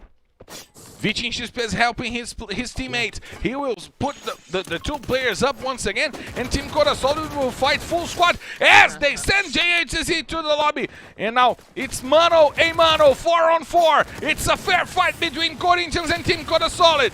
Is it the best against the future, or are both the teams present? Let's see how this will happen. Ousado puts 1 player down, Elzinho puts Vitinho. Quali sends Ousado to the floor, and Corinthians wipes out quickly the Team Coda Solid. So it's Booyah! Corinthians! Save Corinthians, the champion of the champions, as the hymn would say. The boys are back in town and Corinthians gets the booyah on Team Coda Solid, Carol. Wow, Marcelo, what we just saw. Corinthians coming back, raising from the ashes, bringing back the best game style they had last season. Right now, what Ousado did this whole match was incredible. His kills with the Carapir, his great usage of the ice walls was definitely incredible. And Corinthians finished this round with 9 kills for the side, the first position, and that was definitely incredible, Marcelo. They had the disadvantage of being outside of the walls of the factory, and even though that was no problem for them when they came for Team Coda Solid. I didn't get why Team Coda Solid left the factory. Yes. I didn't get it. But they did it. They went after Corinthians and they lost the match. However, good match by Team Coda Solid indeed. Definitely. But the best thing for me to see, we see Rush as the kill leaders for Team Solomid. The best thing for me to see was Corinthians going back to the game style that put them on top of the standings for the whole season number 5. Yes, exactly. They, like I said, they were bringing back this game style they had, but also I really enjoying to see Bond team doing this rushes against the other teams, trying to defend themselves. They were really good, actually level up, also bring his experiences back here in LBFF history. But also I'm very happy to see before in the 3rd place, because I got a couple of the players cast in my FF squad. They are definitely doing a solid game, Marcelo. Remember that in the first match they were also among the top 3 here with the other teams. But Tropa, who were really good in the second place in Kalahari, right now find themselves in the 7th place, followed by Metagame, Vivocade. Again, Furia team with a bad game, very bad game, which they had a good position, but they could quite not defend themselves when the teams came. And actually, Marcelo, Team Solomid were the team that eliminated Furia off the match. And we gotta remember. No, it Team was Solomid. Furia. Tropa went for Loud, sorry. Yes, sorry. And we gotta remember that Team Solomid bring us this season newcomers. And Furia, it is a team that are already used to be playing here. So there is kind of conflicts happening in Furia squad. It seems that the squad didn't fit each other when they got together, but we got to check the standings for us to understand what this Bermuda map did for the standings. And Bonji and Team Coda Solid coming for Loud, taking the 2nd place from Loud, because that was a poor game. Now this becomes a fight. Loud was dominating the whole day, and now this becomes a fight. Yes. Corinthians is also engaging into this fight. Before engaging into this fight, Metagaming losing some of the momentum that they had in their first showings here, but good to see Team Solomid still going for the 12th position, trying to get to Los Grandes. Vivocade not having a good season. Okay, they have 150 points. They are only 50 points behind Flux, and we saw what they did last season when they were 50 points behind. In the middle of the season, they started playing and took the title as soon as possible. But it pains me to see that Furia today scored only 8 points. Real today scored only 1 point, Carol. Yes, such a bad day for both of the teams, Marcelo. Really It was an easy day for them to get to Amazon Creeps. Yes, but they together have 9 points. Yes, we can see the different points. The top of our table and the bottom of our table kind of find the teams in the same situation. The numbered points are very close of each other, so it is not hard for Real Esports and Furia getting points of Amazon Creeps, Netshoes Miners. They have the whole weekend to do that, right? Because both of the teams belong to Group C. But when they cannot connect their game and have this bad day so far, it makes a lot harder for them to get out of the relegation zone. In the contrary, Team Coda Solid is doing in a consistent game. This point that they have right now was not for the 2nd place right now in Bermuda, but because of also Kalahari, also because of Purgatory. So they are crawling to the 1st place, which I thought think you were going to say that they are crawling in my skin. These ones, they will. They are crawling in the table in my skin as well, because I'm really enjoying what they are doing. You got that reference, today. right? Yes, I did. Okay. And also with one more booyah, with 82 points of kills, which we also know it is a tie break. They are trying to keep it up with the game style of Fluxo team. And like you said, the personal confrontation between Bond, Loud, and Team Coda Solid will be decided by the end of the matches today, when we will see who is going to take the Fluxo out of the way. And we still have 3 more maps to play today, and I'm getting hyped because this day is getting thrilling. We've seen a double booyah from Loud. We've seen Corinthians coming back. It still pains me to see 9 points split between Real and Furia. And this is the time for Real and Furia to change, Carol, because you know what's coming. What is coming? Your favorite moment of the week and my favorite moment of the week, and the moment that we know people whose life was changed or touched by Free Fire. And today we're talking about Croft, and we are huge fans of Croft. So let's check it, because I am Free Fire. Oi gente, eu sou a Croft, eu sou a coach da Team Coda Solid e eu sou Free Fire. Eu comecei no Free Fire, como todo mundo, era uma roda de amigo. A gente ia pra casa um do outro, então a gente sempre tava jogando. Dos peitinhos na Balbal, deu bom! Vitinho, meu Deus! 3 abates, Malope! Aí eu comecei a ver que surgiu a palavra coach dentro do cenário Free Fire. Falei, peraí, eu faço isso no meu time, eu nem sabia o que eu tava fazendo. Então, uma análise que, tipo, as pessoas demorariam cerca de 3 horas. Eu chegava e fazia, tipo, peraí, me dá isso aqui, fazia, tipo, em 20 minutos. Quando você sabe que você tá fazendo algo que você tá dentro da sua zona de conforto, mas ao mesmo tempo tá expandindo um leque na sua vida, eu acho que foi isso que me fez focar muito. Esse começo pra minha mãe, de eu falar, olha, eu vou focar no Free Fire, pra ela foi um pouco estranho, mas não digo assustador, porque ela via que eu focava muito nisso. Então ela é super fã, cara. Tipo, dia de jogo aqui, eu acho que ela só falta derrubar um prédio. E só estar entre os dois, vocês já são campeão, minha filha. Quando a gente tá mal, ela manda. Aí eu até mostro pros meninos, ela, bora, Vitinho, bora não sei o que, bora, não desanima. Ela é bem coach também, tá? Acho que ela teria talento. Quando eu senti que eu já não tinha mais o que alcançar dentro do cenário feminino, eu falei, vou me aventurar em outro cenário. Eu tinha medo de lidar com os homens, sabe? Já que eu sempre lidei com as meninas dentro do cenário. Os meninos, eu tenho uma relação muito boa com eles. Pra você ter noção, eu tenho uma relação tão boa com os meninos que eu fico chamando eles de filho. Aí eles mandam mensagem pra mim, mãe, tô com saudade, não sei o quê. É uma relação muito próxima, sabe? É a coda, moleque. Às vezes eu não tenho noção da dimensão do papel que eu exerço hoje. Que algumas pessoas me dão uma chacoalhada e falam, cara, você é a única mulher no cenário de esporte hoje, de elite, não sei o quê, como coach. Eu faço, meu Deus, tipo assim, eu não vejo a proporção que isso alcança também. Eu acho que é a realização de um sonho mesmo. Quando você entra no cenário competitivo de qualquer coisa, você quer estar no topo.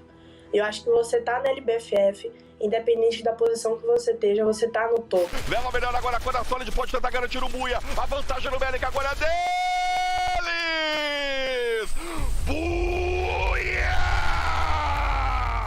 O Free Fire hoje, ele representa uma boa parte da minha vida. E há muito tempo, é muito mais do que um joguinho pra todo mundo.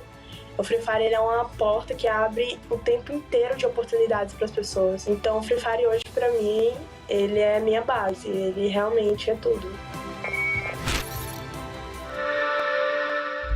Now they have to deal with Corinthians and the last player from Bond. There's still a player alive for Bond. Corinthians goes down. Nitrox top 10 has 16 kills, but Victor brings it. Not longer enough.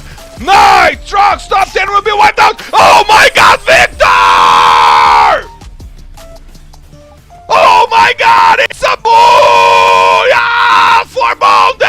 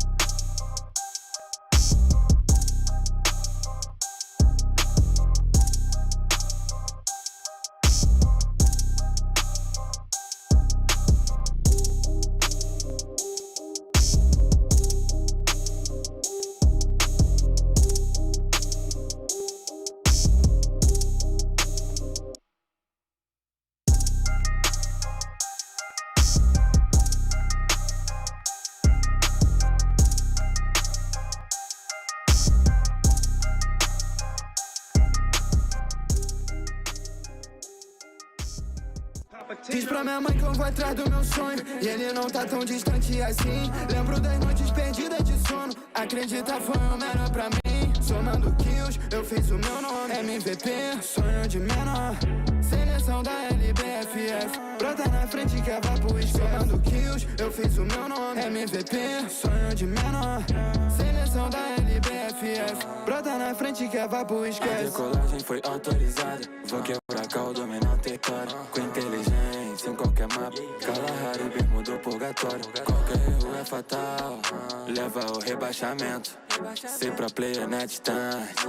Dedicação 100%. Objetivo é a taça e pulseira. MVP, o brabo da galera. Ser campeão da Liga Brasileira. Presencial, todo mundo na espera. Acredita no sonho, você pode vencer. Um vende a milho, outro era gari. Hoje tão na LB. Não vai faltar empenho, nem paciência. Na persistência, de carro com a ciência. Diz pra minha mãe que eu vou atrás do meu sonho e ele não tá tão distante assim. Lembro das noites perdidas de sono. Acredita, foi o melhor pra mim. Somando kills, eu fiz o meu nome. MVP, sonho de menor. Seleção da LBFF. Brota na frente que vai pro esquece. Forget it and forget it, but just don't forget to just don't forget to board the plane because we're clear to take off. So let's hit the skies. Let's hit it. Let's hit it. Ladies and gentlemen, for the flight R5D4 heading straight to Purgatory, this is your captain Marcelo Ferrandini, and by my side, my co-pilot Carol Bombshell invites you to loosen your seatbelts, fasten your boards, because it's time to drop, Carol! And let's come back to Purgatory for the last time today. And let's see if we are going to have another booyah. Triple booyahs hasn't happened yet this season, but maybe Loud, whose domain have the dominance over Purgatory map, can surprise us with a triple booyah today. But one thing it is for sure, Furia and Real find themselves in a really bad spot. Team Codasal, Bond and Loud are fighting for the top, but Corinthians is around the corner trying also to contest the top 3. Let's check out how those teams will face each other, and Furia and Real are close to each other nearing number mill. This might become an early game confrontation as we see Metagaming also nearing Brasilia, and for the first time in the season, Gimons comes into play for Metagaming in place of Drax, and they need a shake-up indeed, Carol, because they started the season amazingly and they're not having a good day today. Indeed, Metagame definitely should have taken advantage of the double rounds this weekend to take Fluxo out of the lead, but right now it's going to be a little bit bad, Marcelo, and look at that. One more change coming up for you guys. Real brings PH in place of EM7, PH, as we say here in Brazil. A player that also has played just a few rounds for Real. Yes, exactly. And also Real have to keep it up with the game, and maybe PH will bring a good game style in Purgatory because he was replaced right now in Purgatory. So let's see if he has some secrets in his hand. But like I was saying about meta game, that we have a lot to talk about, even though they had one less round start. Oh, Marcelo, look at that again. One more change. K1 bringing in for level up. The teams that are not fair enough today, well, are bringing some changes. Yes, definitely. They are bringing the right time, like in the 30 match, and Furia. Furia also bringing a change, bringing Hachin into play in place of Bolin. We know that Hachin, it is a newcomer as well. Him and Gusta are newcomer this season, and I don't know if that's the best choice that Furia had right now, because like I said, both of them are newcomers. They are still having a hard time to connect the game this season, but let's see what they will bring for us this time in Purgatory. And coming back for metagame, they arrive in the Serie A in the 4th season, and since they increase amazingly well their performance throughout the seasons, and it is they are the team in one of the 4 with highest number of kills in the competition this season, Marcelo, counting with Lost 21 and Yan 7 that have the 2 of the best kills per match. So in metagame we trust, but so far things haven't not working out so good for them. Let's check out how this will happen for this map, but they're already being engaged by the players of B4 that are always on the same houses. You don't have to study a lot to know that Juan and Iago will be there, Prozin and Lobato will be holding the other side. They're always in those same houses in Brasilia, Carol. It surprises me that a few teams still get surprised by that positioning from before. Yes. We know that before, we always can find before in Brasilia, we always can find before in the refinery, we always can find before in the center of the maps. So it is not a surprise at all for any of the teams. And I tell you what, most of the teams want to control the center of the safe zones, and before took this advantage, but look at the safe. yes, maybe we are going to have a safe zone for the very first time that we haven't had yet. To the ski lodge, forge, campsite. It's going to be very interesting to watch, because most of the players, Marcelo, they rotated to Brasilia, to go to Brasilia, and right now they have to pass Brasilia and go to the other side. So let's check this out, because it's going to be interesting. I'm thrilling to see if this safe zone will go for ski lodge, for forge, because I want to see the rotations from the teams on the islands. How they will do a clean rotation. They will meet each other by Brasilia probably, or maybe through the north of Brasilia. We know that those teams will have to face off against each other. They will have to cross the same bridges. So this will become a mess, and this mess may begin in campsite, as we see Fúria is inside of campsite using the containers for protection, but Vivocade is coming after them in the open. Real is coming after them, and Nando9 just took an amazing shot by Fon, taking half of Nando9's life. Let's see how he will perform right now. Cauê puts Rigby to the floor, and Bondi has the first blood taken off them from Rigby. Tatu is bringing Memgad to the floor as well, and this fight will become a 3-team fight, because Vivocade will probably engage to the spoils of war. And as we see, Fon tries to reposition himself. We have the players from Bond now rotating and dealing with the metagaming squad. This will be an interesting purgatory map, Carol. That definitely will be interesting for us to watch, coming from metagame. A Fury team again, once again engaging in early fights, which they should not. If I were them, they cannot connect right the rushes and the fights between the early shots, you know. And I should definitely, if I were them, secure at least my position in the late stages of the game and try to retrieve right now, because it's not really good to engage. Right now it is the time to position yourselves, Marcelo. It's indeed the time to reposition, as we see Vivocade doing. But they will have to go over Team Coda Solid, who is having a good day, who is getting to the top of the standings, trying to get to Fluxo. This might be a good moment for Team Coda Solid to try to engage into a Vivocade that is poorly positioned, that is in the middle of their rotation, and that might get caught by their sides, Carol. Yes, exactly. And actually, right now, I don't think much of them have the information of the next safe zones, because we have this little radio around the maps. Which is not Radio Gaga. Right.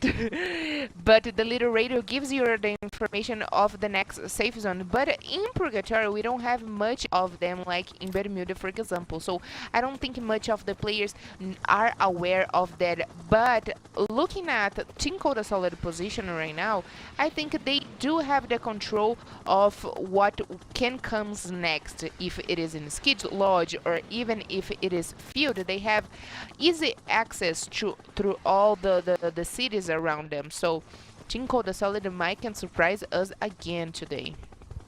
Let's see if they will perform well in Purgatory, which was not a tonic of their game, a motto of their game in Season 5. They were really good in Kalahari, but Purgatory was not an amazing map for them. Let's see if they will improve this season, as we see Corinthians rotating, trying to go from the south of the main island straight to Ski Lodge, straight to the Forge. We might have a well-positioned Corinthians to fight for the later stages of the game. And now we see Autobot putting Giga down, and now Tropa having some trouble to deal with Real. Real, which had only 1 point for the day, now scored their second point in the fourth map of the day. A poor showing by Real in this Saturday. Yes. Now we see the danger zone coming in, and Carol, poor showing by Real, right? Yes, definitely a bad poor show by Real. And actually, Marcelo, they are the worst, like in the very first place, the worst so far team in Purgatory. Only got 13 points. This is information from last weekend, of course, because we already had the first match played in. This is the second one in Purgatory, but they are the worst team in Purgatory, so we cannot put our expectations so high on Real right now. But in the contrary, the second best one in Purgatory, it is Nitrox Top 10 that we haven't seen much game today, right? So let's check this out and see, because Corinthians, they came right after Team Coda Solid, and Team Coda Solid, they took off. They took off, and now they are poorly positioned. Ousado has the sniping skills, has the sniper, and might find this fight amusing. He's going for the west of Forge, and Quali is in danger. He takes lots of damage, and now he uses the ice to protect himself, but he will go down.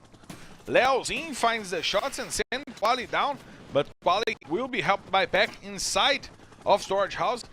And although Corinthians did a good job rotating and pressuring Team Coda Solid, that was a better job by Team Coda Solid keeping themselves alive and getting to the storage. But now Corinthians still holding the door, still doing their best strategy for last season. Holding the door for Nitrox Top 10. Romeo goes down, and this engagement will be good for Corinthians. Romeo takes lots of damages, and now J8CZ will not help him. Romeo will go back to the lobby with the third player back in the lobby. J8CZ goes down because Bobs found the Kobe. He tries 2 more Kobe's on the players from Nitrox Top 10, and he finishes off J8CZ. Now we see Chinese trying to rotate. Ousado is here, and Leozin puts him down with the Balbal. He finishes Chinese off, and Nitrox Top 10 is in a predicament. Now they have only had to fight, but Vivocade is getting into the fight against Corinthians as well. Nitrox Top 10 will go down because Leozin used his Balbal once again, but there are 3 players down from Corinthians. Only Ousado to fight because Kawan found the nice grenade launcher shot. Kronos is trying to find the head of the last player. Nada is coming in. They know that Ousado is inside of the ice, but they have to deal with Vivocade as well. Let's see the Balbal from Nada trying to break the ice. Ousado is inside there. He uses 1 more ice, and he uses 1 more ice. He will use all the ice that he has. Kawan, he sees the rotation from Ousado, but he will go down, but he will not leave Kawan to die. And he will protect his teammate. Corinthians is back on the lobby, and Loud has 4 important kills on their hands, Carol. Yes, and it was a very great squad wipe over Corinthians, a very clean. They still remain with the 4 players alive, so we can see the very aggressive in this game come back from Loud, even though they are out of the safe zone, and it's going to be a long way to there. And now we see Quali trying to get to the players from Tropa. Team Coda Solid that escaped the engagement from Corinthians now will have to deal with the engagement from Tropa. Moreira is out in the open and Vichinchi will not permit, will not allow it. The grenade launcher takes lots of damage off Killed, and Killed will go down because Vichinchi is doing what he can to bring Team Coda Solid to the top of the standings. This is a guy that is running for the MVP, and look at what he just built over there. Yes, and amazing. I was actually forgetting about Vichin today because this is maybe the very first time we are seeing this closely. The game coming from him, which is he's an amazing play and an important key for Team Coda Solid. And sadly, Tropa, who is having a good day, back to the lobby in the 10th position. Having trouble, but Furia, who needed the points, are still in campsite, still well positioned, and finally they already have secured 2 points at least, and now Team Coda Solid engaging against Vivocate.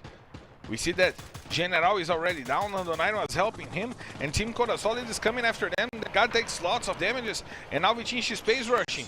He will be helped by Peck and Bone, while Quali will use his sniper to butter up their action. K1 taking a player from Vivocate as well. General goes down and K1 now has 3 kills. Kronos tries to find the headshot on Nando9. A duel between 2 amazing snipers, but K1 is the one who takes the shot. Man, God brings it back and sends Nando9 to the floor. Sends him back to the lobby. And now Furia is engaging into this fight, but now Loud knows where Furia is. K1 fighting against the players from Metagaming engaging against Bonji as well. As we see Furia and Loud now getting into that promised fight that we had. Furia with a good positioning, now putting Vichinchi's pet. Man, God is bringing the game up. Man, God is bringing the game up. Bonji is wiped out in the 8th position.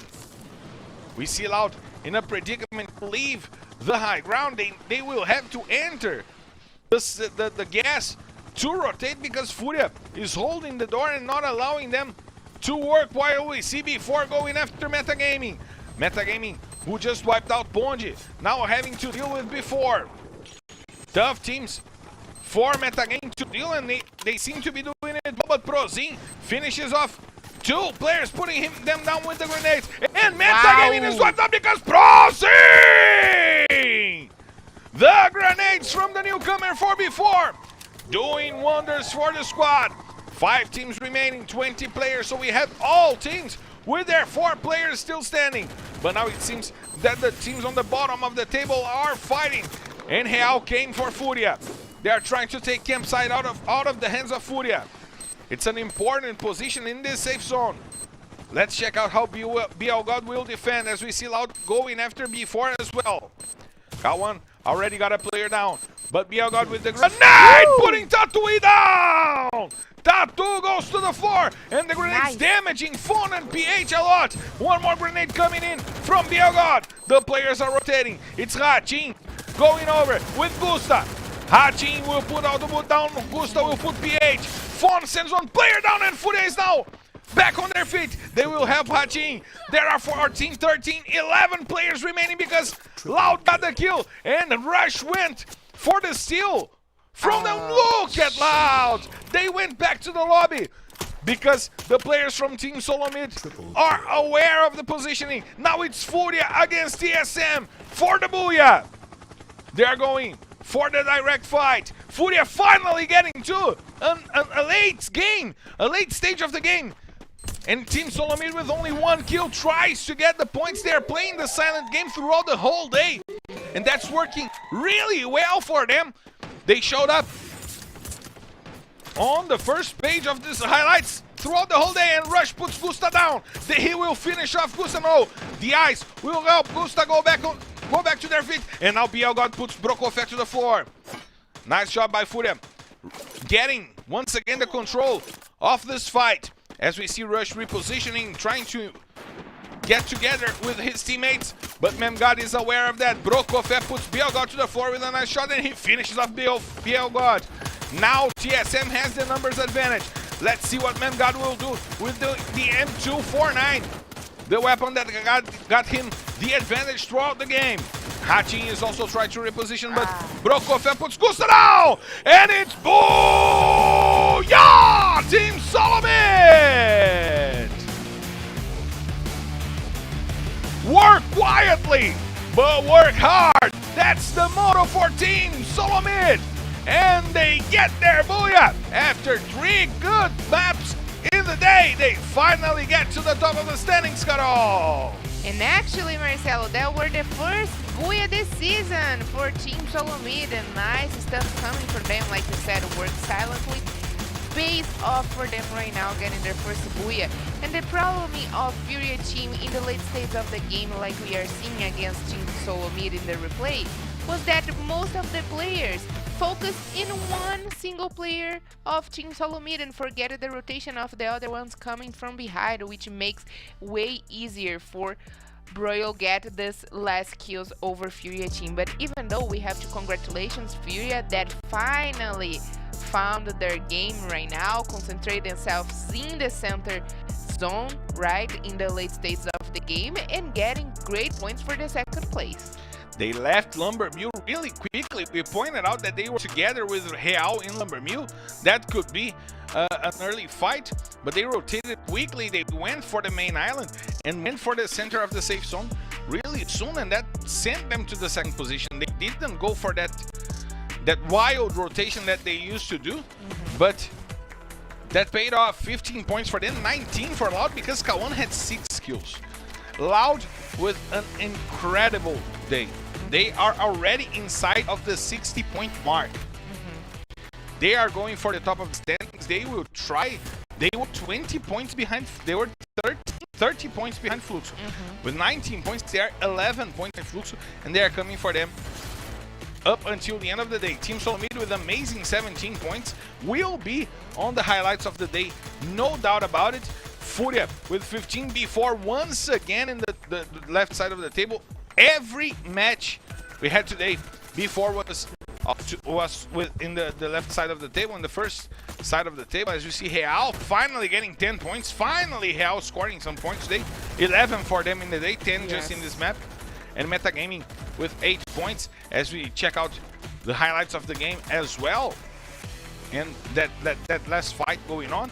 And as we see, Vivo K, Team Coda Solid, Corinthians, Bond, Tropa, and Nitrox of 10 all having a poor game, Carol. Yes, and actually Loud right now are very happy that Team Coda Solid went down to the 8th place and Bonded to the 10th place. That will help them a lot to climb a few houses back, right, to the top 3, and also getting the closure of Fluxo team that they needed right now. But I'm more excited, Marcelo, to see our kill leader standings, because we might have some changes with Kawan. Kawan that have been doing an amazing job so far.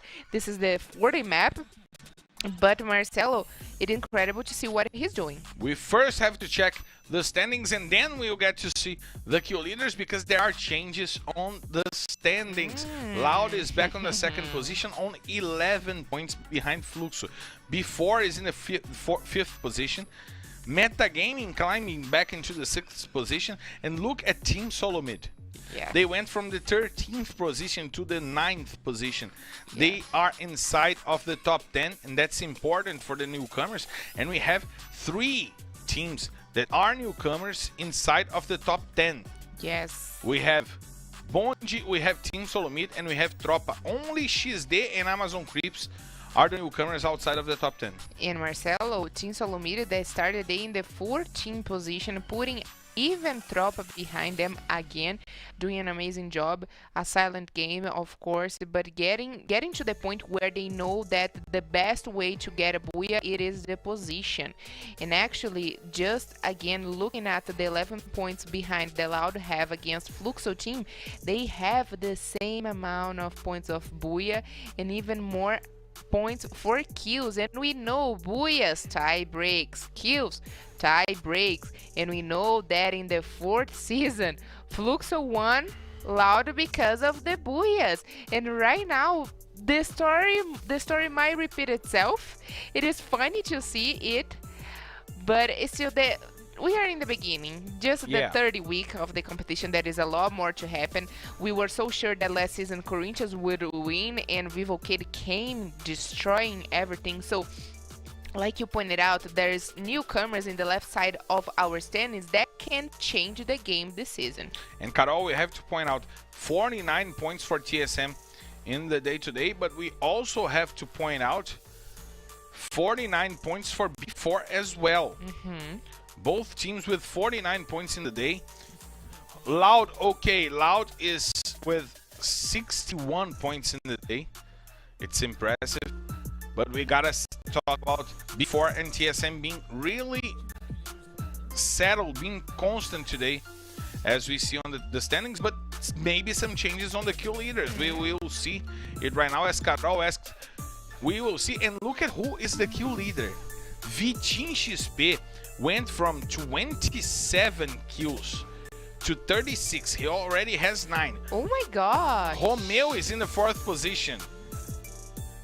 K1 is in the 6th position. Things are changing. Yeah, it explains a lot because CS and MTS are not playing today, both of them, right? Romeo, it is a player that we were expecting at some point to be in the kill leaders. He's doing an amazing job for Networks top 10. R7 is still remaining there week after weekend. And K1, definitely the comeback of the MVP of the 3rd season of LBFF, joining the top 6, and he will, by the end of the day, he probably will be behind MTS, behind Romeo. We will see, but wow, 36 kills for Vitin, who started the day with 21. Amazing stuff come from 27, sorry. 27 indeed, and he is silently amassing some kills. K1 is making more of a splash today, showing off the skills for Loud. He was really key in bringing the double booyah for Loud. He was keen to bringing Loud into a good match in the 4th map of the day. K1 is splashy, but it's impressive for me to see Romeo getting into the top 2, because he's almost tied with CS and MTS. So he's a player who had some moments in the bench throughout the season, and Carol, it impresses me to see him there. Yes, definitely. And what impresses me more is to see that these guys are natural born killers, and they will not get enough of that because we still have 2 more maps to happen today to come, right? You're eager to see the next 2 maps? So much. You jump off a plane for a map? Definitely. So let's hit this, guys. Ladies and gentlemen, from the flight R5D5, heading straight to Kalahari. This is your captain, Marcelo Ferrantini, and my co-pilot, Carol Bombshell, invites you to loosen your seatbelts, fasten your boards, because it's time to drop. And Carol, I want to see you jump off a plane because of that. 1, 2, 3. I'm dropping in Kalahari right now, Marcelo, and I'm feeling the heat because Kalahari map, it is the hottest map in LBFF history. And we know that a lot of things happen here, but what more impresses me, it is when the players get into the rotation and face off each other and get into the fight where we loved. Changes coming in on Tropa. D3 coming in for Spill. D3, which started the season as a starter for Tropa, lost his position to Spill, and now bringing it back into this map, and Tropa trying to take control post, which we know that is a Corinthian spot, Carol. I'm asking myself right now why this suddenly change in the D3 player, and there is another change, Marcelo. Look. Level Up coming back for Rigby in Bonji, and we have to say Level Up always an important player for Bonji. Definitely. Yeah, I think they are let the players that came from Serie B getting a taste of the Serie A, which is good, and the coach might have the idea. Look. Brabox is coming in Loud, and it's not in place of Will nor Noda. It's in place of Kronos. An important place. Kronos, who is the sniper, who is the support, the best support of LBFF history, and the best support that Loud ever had.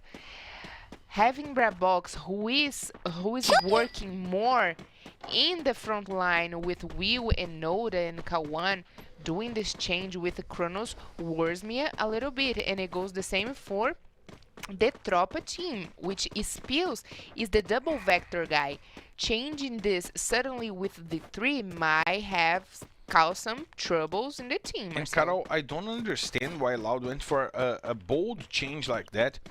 In Kalahari, a map where the snipers Right? are the most important players of the team, in a day where they were the top scoring team in 3 out of the 4 maps, including Kalahari, where they got a booyah. I don't get why this is going on. I don't get it. Who get it? No one get it. And like I said, doesn't explain to me why they changed Brebox and Kronos, and doesn't explain to me why they changed D3 and Spiel, who had an amazing who did an amazing job the first match in Kalahari in the late stage of the game against Loud with the double sniper. But maybe Tropa is bringing in another player who can play the sniper. We know that the D3 is a player who can play the sniper. So No, but Tropa, Spiel was the double vector. but I mean, they're taking a rusher to play the metagame of the map Okay, yeah, with a double sniper. yeah, agree. Loud is doing the inverse. They're The opposite, taking the yeah. sniper to bring a rusher. Mm-hmm. That just don't make sense. Will Brebox work in the rush in the front line with Kawan and Will, or will him be the support this time? I don't know. I don't get it. But now we get a fight going on between Metagaming and Furia, and Bielgod is already down. Furia has conceded the first blood after a good map there, now dealing with some trouble. Memgod is trying to go after Gimons, the player from Metagaming. Ian is protecting their squad, but Gust and Memgod did a good job, and Ian put them down. Kawe puts Gusta down, and now Furia has only one player to try to save the squad. It's Hachin, he puts Ian down. Kawe is the only player still alive for Metagaming, while Hachin tries to get the kills. He confirms 2 kills for Furia and brings Memgod back into play. Gusta goes down, and now they will go after the last player from Metagaming, who is Lost. And Lost just put Memgod back on the floor, and Hachin is now helping him, but he will have some trouble because Kawe put Memgod down once again. And now Nitrox Top 10 is coming for this fight as well. They take off Furia out of the game and send them back to the lobby. Meanwhile, Nitrox Top 10 is trying to get the 2 players from Metagaming. Kawe is on the floor, and now there is Lost trying to hold on to himself near the rocks. They will try to confirm the kill on Kawe, and they will leave some time for Lost to leave that place. Nitrox Top 10 just saved Metagaming, Carol. Definitely, they just saved Metagame, but they could not save was Furia team, Marcelo, who didn't learn that. I mean, they should have learned in Purgatory map, where the best chance they have it is avoid early fights, prioritize position, and take the game to the late stage. And right now, engage again in an early fight sends them all back in the lobby because they are not sustaining these early fights. They cannot defend themselves right now, you know what I mean? And Metagaming, who is we were putting our expectations, our hope is high. Even casting important players in our FF squad are definitely not having a good day. But tomorrow they will play again. They have a double round this weekend, so they might have time to fix their mistakes. Let's check out how Metagaming will deal with those mistakes.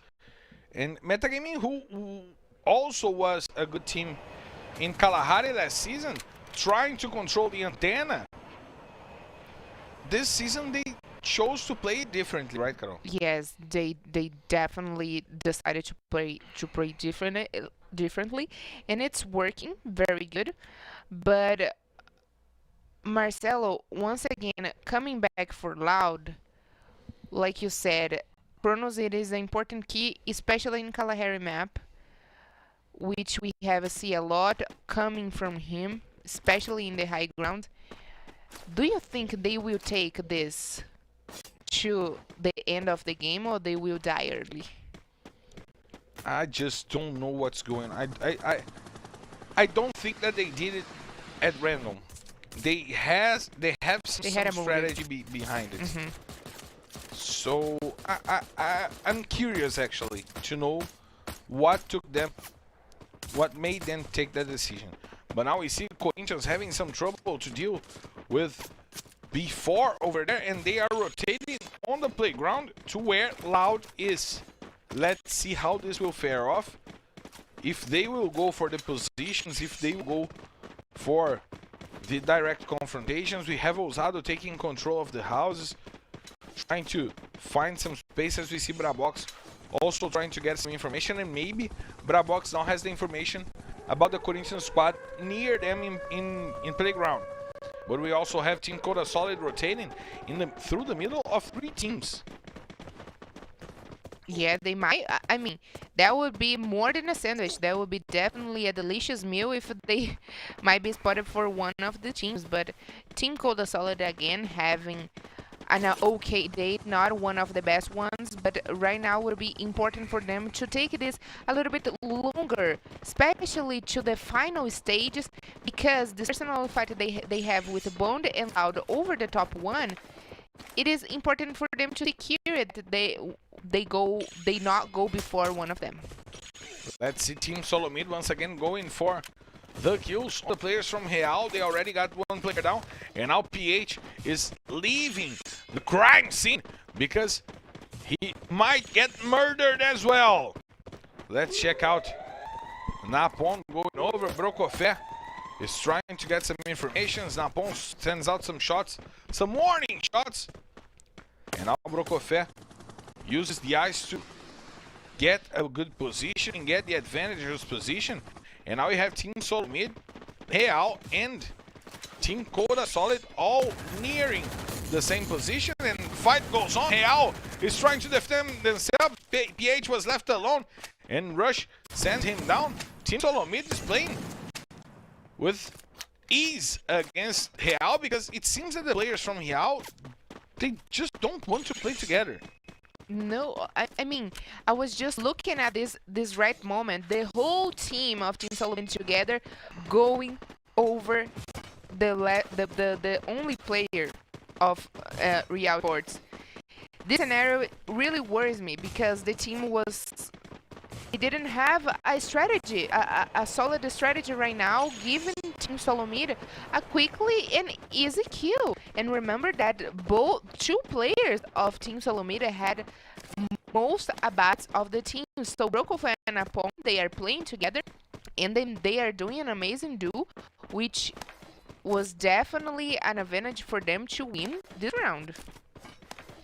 We're watching Vini Excel trying to find some information. We know that Team Coda Solid was closing in against Team Solomid.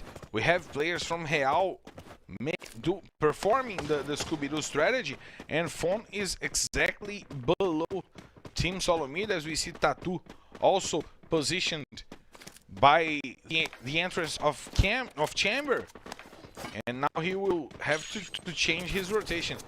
D3 getting the kill on a player from Loud. It was Noda over there. And now we have Kawan, Will, and Brabox to fight for Loud. 3 rushers. And now Kawan will go down.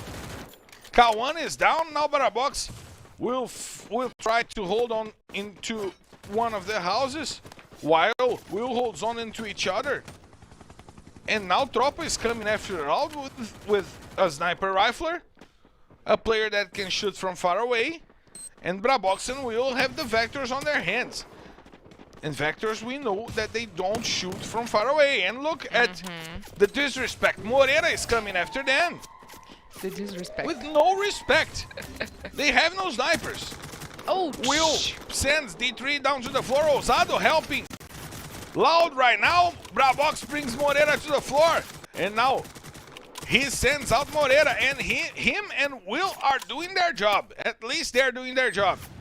Meanwhile, Brokofet sends Tatu to the floor and finishes off one more player from Real that were further away from his teammate he possibly could.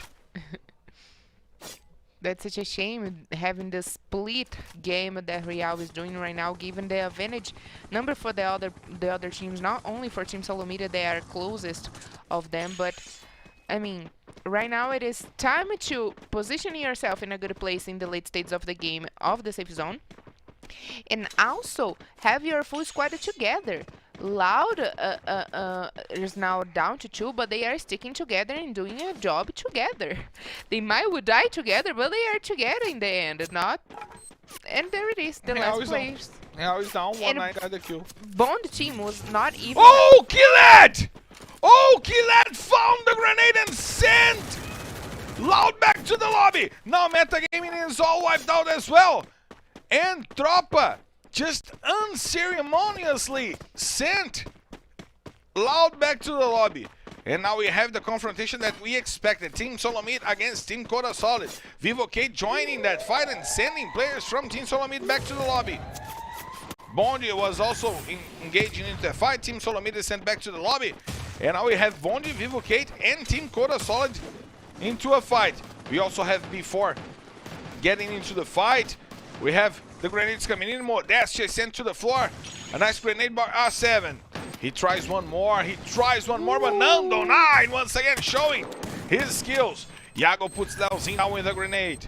R7 is on the floor. He needs some help and he will not be helped.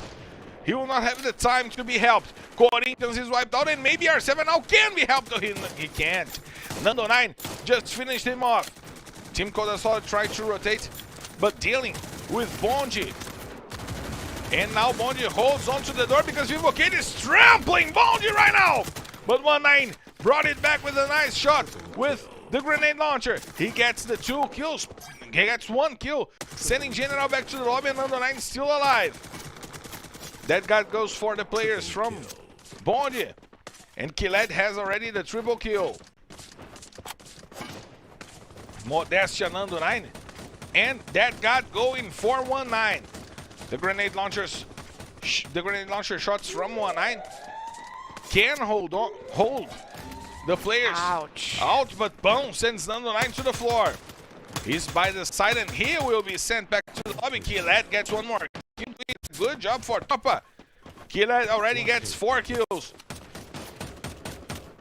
5 teams remaining, only 10 players. A quick map here in Kalahari. And Romeo puts Modestia to the floor. He tries to finish him off. He sends Modestia back to the lobby, but now Vivocate still have 2 players to fight. Romeo puts Nando 9 down. What an incredible day Romeo is having. And now that God will send 1-9 back to the lobby. Killed will send Iago before is down. Vivocate is also down. There's only 1 player to fight for Tropa. It's Killed. He sent Romeo to the floor. He will try to bring it back. He will try to do what Nada did to him, but he will not be able to. So it's booyah! Nice drug stop there. A solid game by the sophomores. We were talking about Nitrox Top 10 not showing up today a lot. They just listened to us and told you, wait for me, I'ma get my booyah, Carol. Yes, definitely this booyah came right on time for Nitrox Top 10 that guarantee a good dominance over the center of the last safe zone and getting the last kills of the game as they were trying to rotating to get the last player of Tropa, who was Killed, and also Killed was the MVP as we are going to check in the best moments. But just to point it out, Nitrox Top 10 with Romeo, Brabo, Chinese, GHZZ, and Bonsai, they got 9 kills in this last match, Marcelo, and the points for the booyah. Amazing stuff coming from them. They will definitely help them to climb over more houses in our table. And I am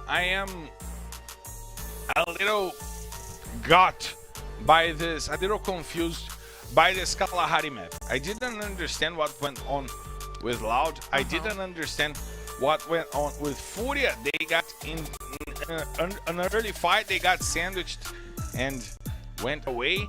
This was kind of a messed up map, but we have the highlights to show us the confirmation of the points for the teams.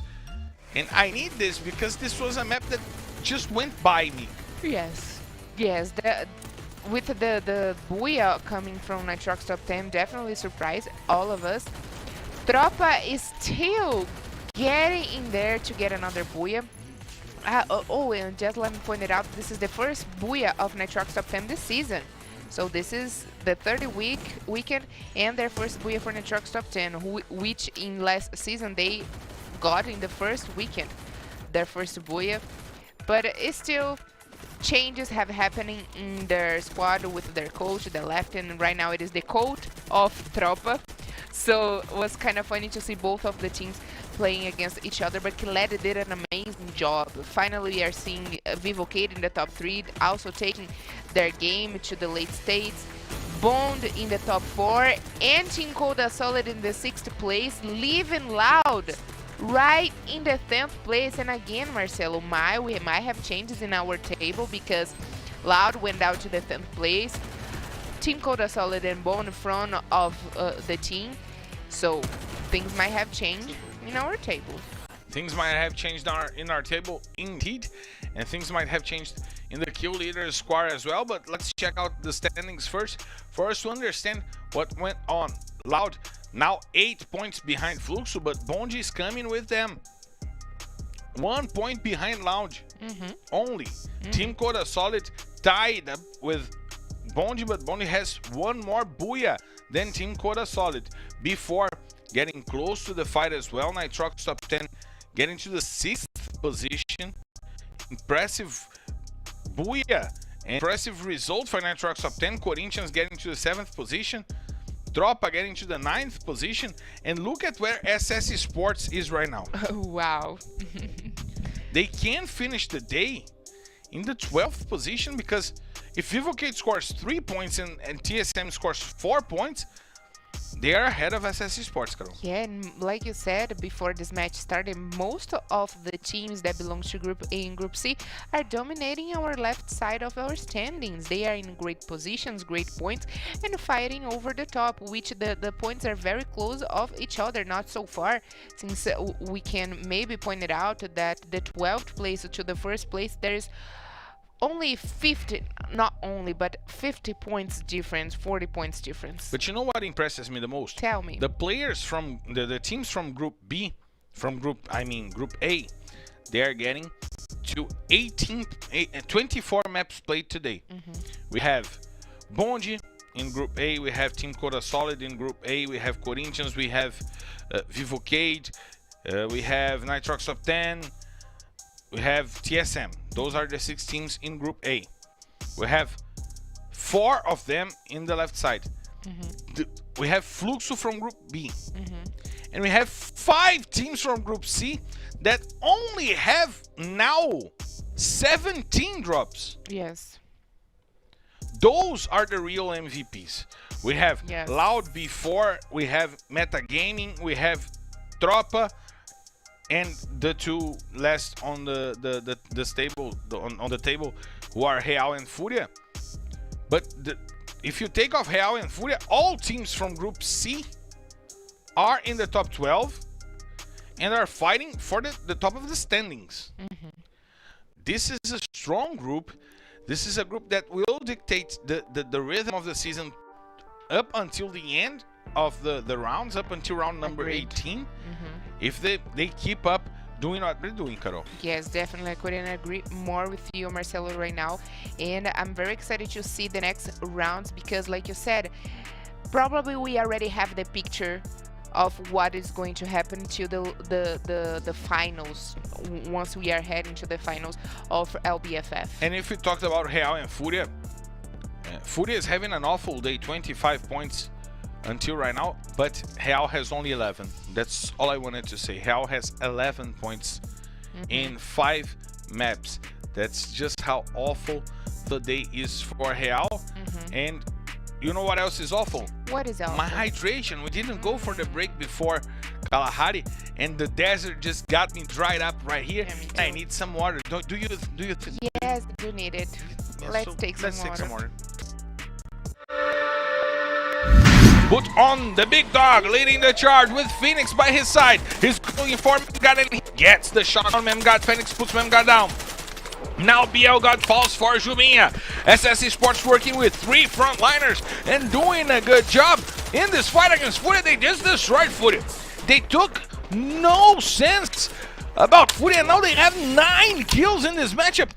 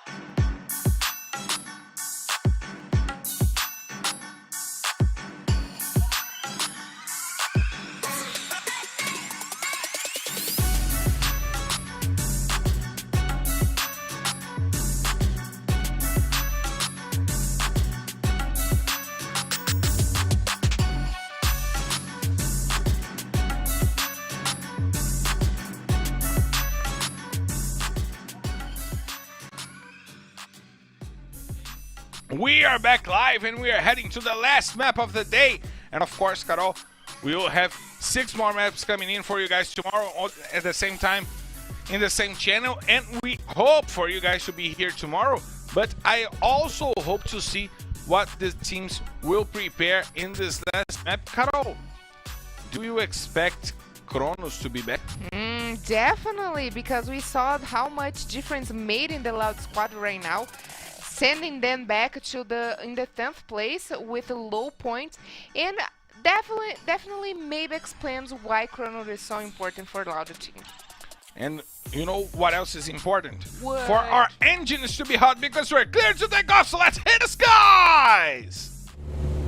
Ladies and gentlemen, from the flight R5D6 heading straight to Bermuda. This is your captain Marcelo Ferrantini, and by my side my co-pilot Carol Michel invites you to loosen your seatbelts, fasten your boards, because it's time to drop Carol! Ladies and gentlemen, welcome to our final destination of today's matches, where Group A had one only single opportunity to play in the day, in this weekend. And let's see what Bond Team, Corinthians, Nitrox Totem, Team Coda Solid, TSM, Vivo Kid, Before Furia, Loud, Metagame, Real Sports, and Tropa will prepare for us. Oh my gosh! And we will have the quickest first blood of the season in the hands of Vitinho, our MVP. The man. Up until right now, and as we see, Kawe brought it back and sent Quali to the floor. Now, Team Coda Solid will have to deal with the fact that they have a player crawling in his skin on the floor, because they went for the kill, but they left themselves open from behind. And now we see Metagaming rotating. This is usually a quick map, Carol. Bermuda is usually a quick map. And as we see, things started indeed quickly. And maybe the game will not take longer, you know, and we never seen Team Coda Solid and Team Solomid engaging in the early stages of the game, but things have surprised us today. We already had the double booyah coming from Loud only in the first 2 matches. Things here today are very interesting to watch, and I'm eager to watch even more tomorrow. Group C is doing an amazing job. I would say this season, so far, they are the most aggressive team. And we have substitutions. Corinthians finally bringing Razor to the play in place of Leozinho. Now Corinthians is with Ousado, Zenak, Hazur, and Bops. Hazur, a usual starter for Corinthians, right? Exactly. Hazur and Gelo are the 2 players that stick also with Ousado. In Corinthians team, man, looks like another change, Marcelo. We have Bonsai coming in for J8CZ.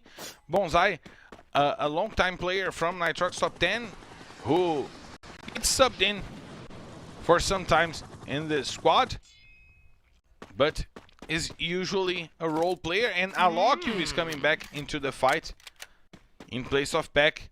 He started the day, but he played only Purgatory. He was changed in Kalahari, and now he's coming back to play in Bermuda. Definitely a Loki that had a good start day in Purgatory map, and right now coming back in Bermuda might also bring some news in Team Cold, a solid team, which I personally think they are doing a good job today. An okay performance today during the maps.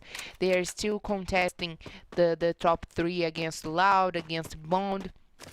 And right now, it is a crucial moment in this map for them to stick with a good strategy and take this game to the best as they can do if they want to finish at least today in the top 3. And let's see if they will get to the top 3. And we see that Loud came back with the same squad that they played in Kalahari. Kawan, Will, Noda, and Brabox. They did not bring Kronos back into the play. Probably Kronos having some issues with his digestive system. That's the only explanation. We don't know for sure, but we like to think is that, right? And now we have Kawan doing his time as a sniper. Let's see if Kawan has the intimacy with the sniper rifles like Kronos does, Carol. Well, I think Brabox is a very good player, but I don't think the replacement came for the right player against the right player, which is Kronos and Brabox. They don't play in the same position, and they do need Kronos in their squad. But I think they wanna. Ooh, look how beautiful it is, the scenario of Real. Fancy, super fancy.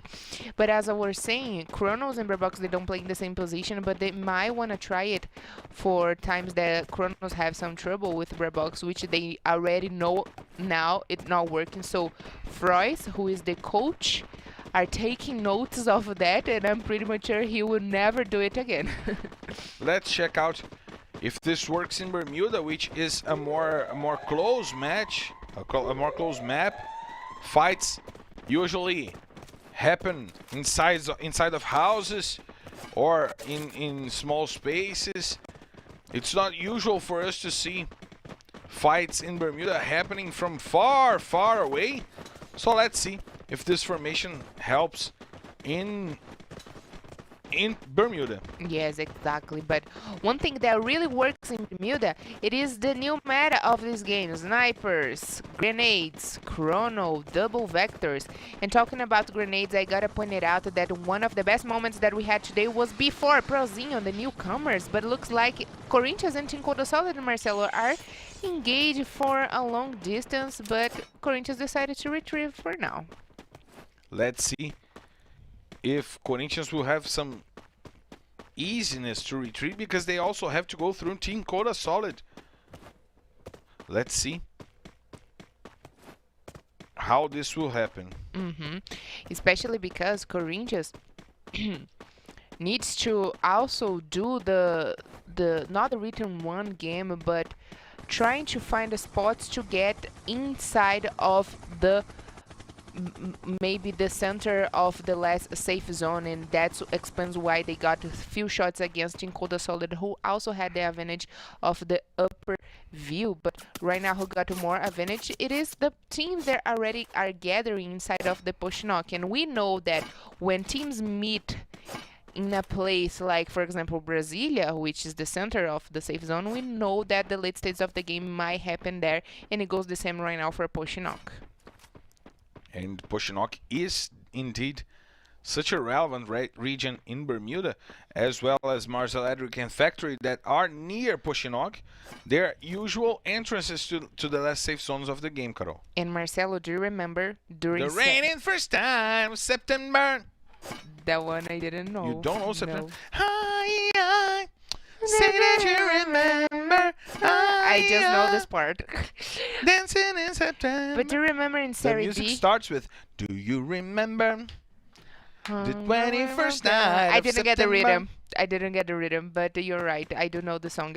But do you remember in Serie B when we were talking about how the players would take the game out of the covers inside of the houses, how difficult it was. Even one of the teams that were placed in the mountains of Milda didn't have quite a good moment. Now maybe we will have the same scenario as we are trying to track the moment when the safe zone will shrink even more. And Loud once again with the full squad, finally not engaging in early fights, taking their game to the final, but right now they will have to cross a lot of teams if they wanted to get in the center of the last safe zone. The danger zone is making people leave the peak region. Loud is there. Team Solo Mid is also there. And I am eager to see as well, Carol, where the safe zone will lead us. I wanted to see it send us to Mars Electric. I like when the safe zones are near Mars Electric. It's going to be Poshinok. Maybe get a little bit of factory, but the mountains where Vivocade is placed right now in meta game. But we know that this is only the 31. The 4th safe zone might be tricky. We don't know yet. Ooh, we left Mars Electric and factory outside of the safe zone. Peak is still an important position, a really important position. So this game is starting to get interesting, Carol. Yeah, but it's still a big question mark because we don't know if that will be for sure Peak, the last safe zone, or if we will come to Poshinok or in that out open. We just know that players are very well placed right now, and the other teams might have must fight for position. But Carol, if this doesn't go for Poshinok, the teams on the peak will have such an advantage to win this match that will be almost unfair with the other squads. Especially those ones that are in the middle between Poshinok and Peak. They have to defend it. They might have advantage of kills, but will not be easy for them to hold the teams that will come. Let's see how the position will happen. We see Loud not going for the top of the peak. They're going for the houses by the foot of the mountains over there, trying to get closer to the other squads. And now we see before going after the players from Furia. Lobato is silently preparing an ambush on the players from the Panther squad of Furia as they enter quietly the factory.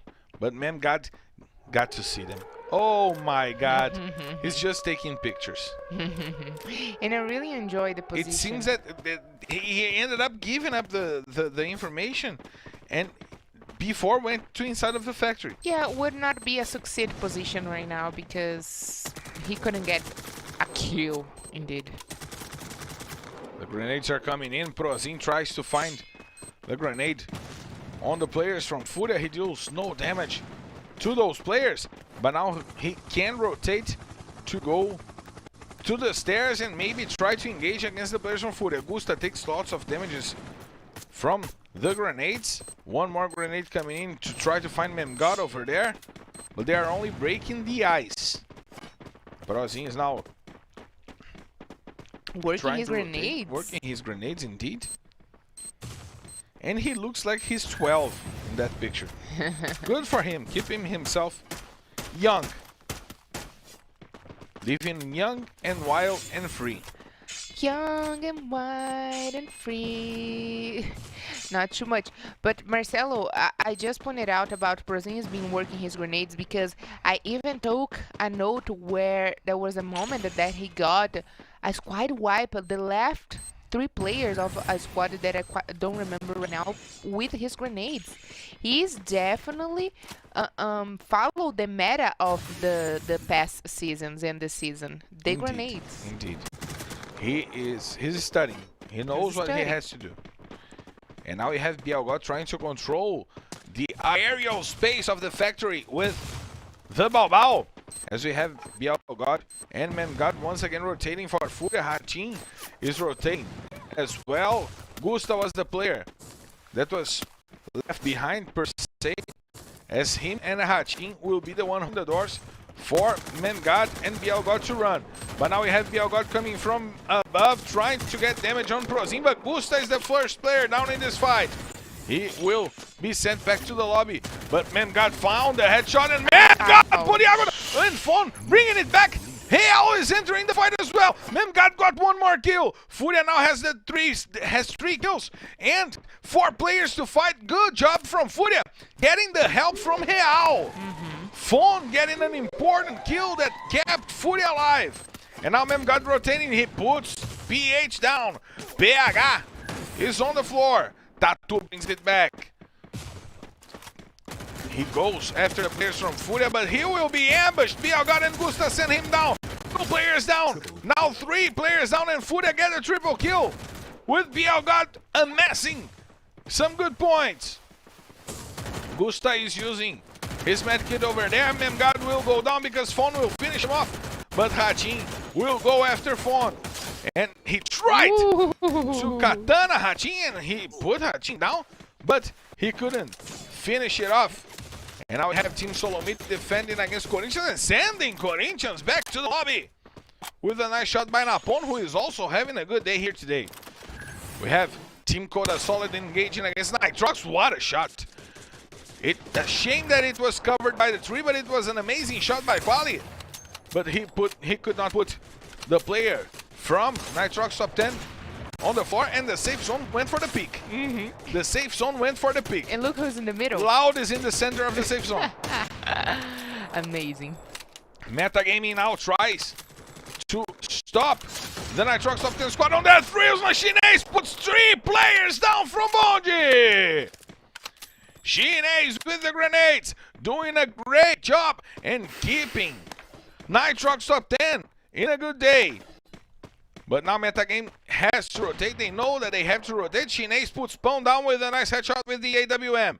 Gimons was left behind by Metagame to wait for the rotation from Nitrox and from Team Coda Solid. But Vichin puts Romeo down. He sends Romeo back to the lobby. And now Nitrox will have to deal with Team Coda Solid, the 2 newcomers from last season, now facing each other. As we saw, it happens a lot in LBFF Season 5. Let's see how Vichin will deal with that predicament as he uses the grenade and takes lots of damage onto Red. One more grenade coming in from Vichin XP, and he puts Red to the floor. Grenades are coming in against him as well. He uses one more. The squad from Tropa just put Invocate back to the lobby. But now Team Coda Solid tried to rotate, and Nitrox top 10 gave them some trouble. But Nitrox went back to the lobby in the 7th position. Quali is trying to bring the fight back to Team Coda Solid, and now Kawan will be the one using the Barrett. He's trying to break the ice from Team Solomid from above. He has the advantage of being in the center of the safe zone and on the high ground, but now the safe zone just strict loud, and now they will have to rotate. Gilad with the triple kill with the grenade launcher, sending Furia back to the lobby. TSM also goes down because Kawe found the shot with the sniper. Now Noda is controlling the center of the map, the open safe zone, trying to lead his team to the center of the next safe zone. Team Coda Solid goes out because Ian got the grenade on the last player. Now we have 3 squads, 3 full squads to finish this fight. Metagaming is going after the players from Loud. Let's see if the experience from the Loud players will go on, and if the possibility of fighting the close fight will do them better. Lost is trying to find Bravox over there. Gimons puts Giga on the floor. Tropa is also getting into this late fight.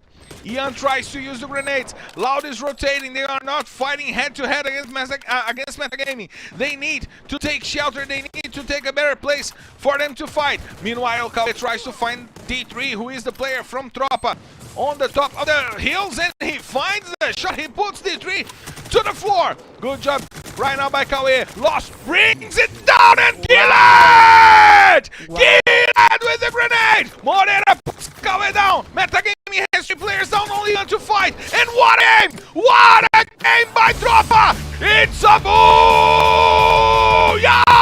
Tropa! What an incredible guy is this one! Gilad You're amazing, my man! You should have 15 years, but you're amazing, my man! What an incredible day from the newcomer! And Tropa is flying high in the sky, Carol! Flying high in the sky, finished the day with an amazing Booyah, 12 kills and 7 in the hands of Killed with the amazing grenade launcher, Marcelo. What this one did right now was amazing. We even can see his face right now is definitely happy with the results of this last Booyah. Amazing points, amazing kills for Tropa that were in the 9th position, and right now they will definitely go higher in our table. Amazing. And this dude, Killed, he was entering the fight for the MVP, and with 7 kills in one map, Vitinci Space starts to worry himself. We got to check out the highlights and the points, the point confirmation for this whole map, as our guys will be putting on the screen for you guys to check this out. But Carol, it was insane how Tropa controlled the high ground, held down the two teams, Metagaming and Loud, and 24 points for them, Carol. Yes, 24 points for them, Marcelo. Like you said, controlling the center of the late stages of the game, the less safe zone, of course, but also Metagame fighting really heavy against them, trying their best. Team Cold Assaulted again in one top 3. Unfortunately, before 0 points, of course, Corinthians down to 1. Corinthians, that even though they are doing this quiet game, playing on the edges, they're trying to do this the best game they could. Great news for Loud that will put Bond in the 9th place, but Team Cold Assaulted had really good matches right now in Kalahari and in Bermuda, and that will change in the table. I gotta ask you, do you remember how many points Loud was behind Fluxo? 11. Let's see if it was 11 indeed. Let's check out our standings for you guys to understand. They were 8 points behind Fluxo. Were they? But Team Cold Solid came for the steal. Loud is in the 2nd position because Team Cold Solid said the top is mine. We have no leaders to finish off the day, and look at who is in the 4th position, Carol. Tropa, indeed, flying over the top 4, finished the day well good. And actually, Marcelo, the teams that were playing double rounds today before Furia, Loud, Metagame, Real Esports, and Tropa, taking out Furia and Real before Loud, Metagame, and Tropa, they really had a really good day. Tomorrow, let's see if the story will repeat itself, because they had this opportunity to take advantage of at least the left side of our standings. And Team Cold Solid finished the day in the 1st place, not only in points for the position, but for the kills. They are the team with more kills, 1 point ahead of Loud, of course, but they are dominating in a lot of things here today, doing an amazing job so far. And I gotta bring you the information, Carol. Say it. Furia scored 37 points today. They were not the team that scored least points. It was Real, and they were not the second to last. It was Bondi. Awful day for Bondi, just because I casted his coach on my FF squad. But Vivocade scored only 39 points. Furia had a bad day, and we didn't talk about Vivocade, who also had an awful day. However, Team Solomid, Tropa, Loud, incredible day for those 3 teams. Good day for B4, good day for Metagaming, good day for Nitrox, bad day from Corinthians. So we got to understand what went on, and we have the highlights of the day coming soon for you guys to check out. But we had a few teams doing well, Carol. And Marcelo, I actually we are going to check the best team of the day, but I was actually kind of confused. I was kind of confused of which teams would compose our highlights of the day. We know that Loud and Team Cold Solid had an amazing day, and of course with this amazing Booyah that Tropa had, we'll maybe picture the highlights of the day, but I bet still a balanced day. I bet Loud, Tropa, and bold prediction, Team Solomid. But let's check out which was the best team of the day. And it was Tropa. It was not Loud. Whoa, look at the kills of Killed. 17 kills for Killed. My gosh. Tropa. We were expecting Loud with the double booyah to be on the top of the standings. 3 out of 4 in the first 4 maps, they had 3 first place finishes in points, and they were still not the best team of the day because Tropa was flying way too high for anyone to mess up with them. 17 kills for Killed, and thanks Moreira for those 6 kills. You are in my FF squad and I love you. I will cast you more. Giga with also 6 kills and Spill with 2. But look at the consistency in Kalahari and Bermuda. 33 points for them in each map. 33 in Kalahari, 32 in Bermuda, Carol. Nice stuff coming from them. Finished this day with the 76 points in the 4th place in our table. Killed killing it. Definitely Killed killing it with the 17 points. Moreira 6 points. And out of Killed, Moreira, Giga, and Spill had a very great kills, helping the team.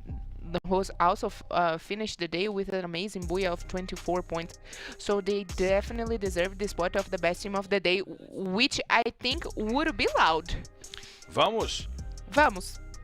I talked in Portuguese just to bring you guys to what we are going to bring. We are going to, which means vamos. So let's check out the highlights of the day. The team with the most. I got it right.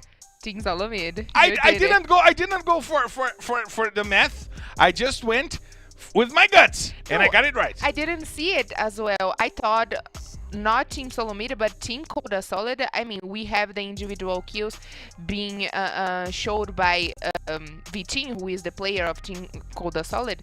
But I definitely was waiting to see in the most points and most kills Team Coda Solid. But congratulations to Team Solomid, who's also enjoying in the highlights of the day with Loud and Tropa. And the individual kills is something that bugs me off today. 17 for Killed, 14 for Kawan, 13 for Vitinho. Vitinho is leading our MVP run. Indeed, we have no doubt about it. But the teams with the most tying up, Loud and Tropa, makes it sound like Loud has a more sparse division of kills, and Tropa is relying on Killed. Yes, definitely rely on Killed. When we talk things like that in the past season, where there were teams that were relying so much in one single player. Like this season, we can see that figures like Tropa, for example, they are relying on Killed, but teams they are not going so good, like Furia team, they are relying so much in Memgod. They are bringing most of the kills for Furia team. They are also relying in one single player, which actually I think they should make it a combo, and like Vivocade did, split the points. But let's check out who are the players in the run for the MVP prize. As we reach the end of round number 5, Vitinho with 40 kills. Killed with 37 kills. Bullet Train, Killed Bullet Train. And the look at Romeo. Place. He took a leap so high right now in the kill leaders. Marcelo, if it was not for Cias, that's a whole new picture of kill leaders. And there we got to point out something. Look at the number of matches that Vitinho XP has. Look at the number of matches Romeo has, and look at the number of matches Killed has. He has 6 more maps to reach Vitinho XP in 3 more kills. 6 less matches than Vitinho XP, and he's 3 kills behind of Vitinho XP. He can go for it. He can go for it indeed. And he will be playing tomorrow. Yeah, even though I really like the competition between Cias and MTS, Kawan, I'm really enjoying to see these new players, Vitinho, who was a newcomer last season, Killed, who is a newcomer this season, showing their potential. Romeo was amazing. A newcomer last season as well. Last season, of course, Lost, who was in the 4th season. So a different scenario, a different picture shows us how rich it is, the competitive scenario of Free Fire, and having changed season to season. And it's thrilling for me to see Vitinho XP with 14 kills in 5 rounds. And he didn't play all the 5 rounds because Team Cold Solid has played only 4 rounds, which means Vitinho is averaging 10 kills a day. He comes into play, he kills 10 guys, and he goes home. So it's incredible to see such a young player with that blood in his eyes to go for the kill. And Carol, I have blood in my eyes for what I'm going to see tomorrow, Carol. Definitely. But first we are seeing the confirmation of the Buyas. Loud doing that amazing double Buyas today, followed by Corinthians, Team Salomid, in Kalahari, Nitrox top 10. And in the last one, that amazing one coming for Tropa. And definitely, Marcelo, I'm so eager for what's more to come tomorrow because most of the teams from Group C got the Buyas today. And let's see who will get the Buyas tomorrow. Who can get the Buyas tomorrow? The teams that will be playing are from Group C and Group B before Fúria, Loud, Metagaming, Real, and Tropa going against Amazon Creeps, Fluxo, Los Grandes, Netshoes, Miners, SS Esports, and XD. Direct confrontation between Fúria and Fluxo for the top of the standings. Loud with 200 points, Fluxo with 201 points. So this will be a head-to-head matchup to get to the top of the standings. Are you gonna miss it, Carol? I would never, ever miss such thing like that. If I could, I would come today to the studio, Marcelo, with a sleeping bag. No, with a popcorn. Oh. With popcorn, because tomorrow it's going to be an action movie going on here. Fluxo and Loud, who got the biggest crowd here in Free Fire Brazilian League, will be playing against each other tomorrow, and not for any place in the table, but for the first place in our table, Marcelo. So you guys, don't you dare miss it tomorrow, because there will be a fight for the top of the standings. Carol, once again, a pleasure to be by your side. Thank you so much, Marcelo. I hope you guys have enjoyed the day as much as we did over here, and don't miss tomorrow because we'll be here again and waiting for all of you. Thank you. We'll be waiting for you tomorrow in the same time, in the same channel. So be here, because we'll be here as well. Bring us some love that will bring you some action. We'll be back tomorrow, so let's hit the skies!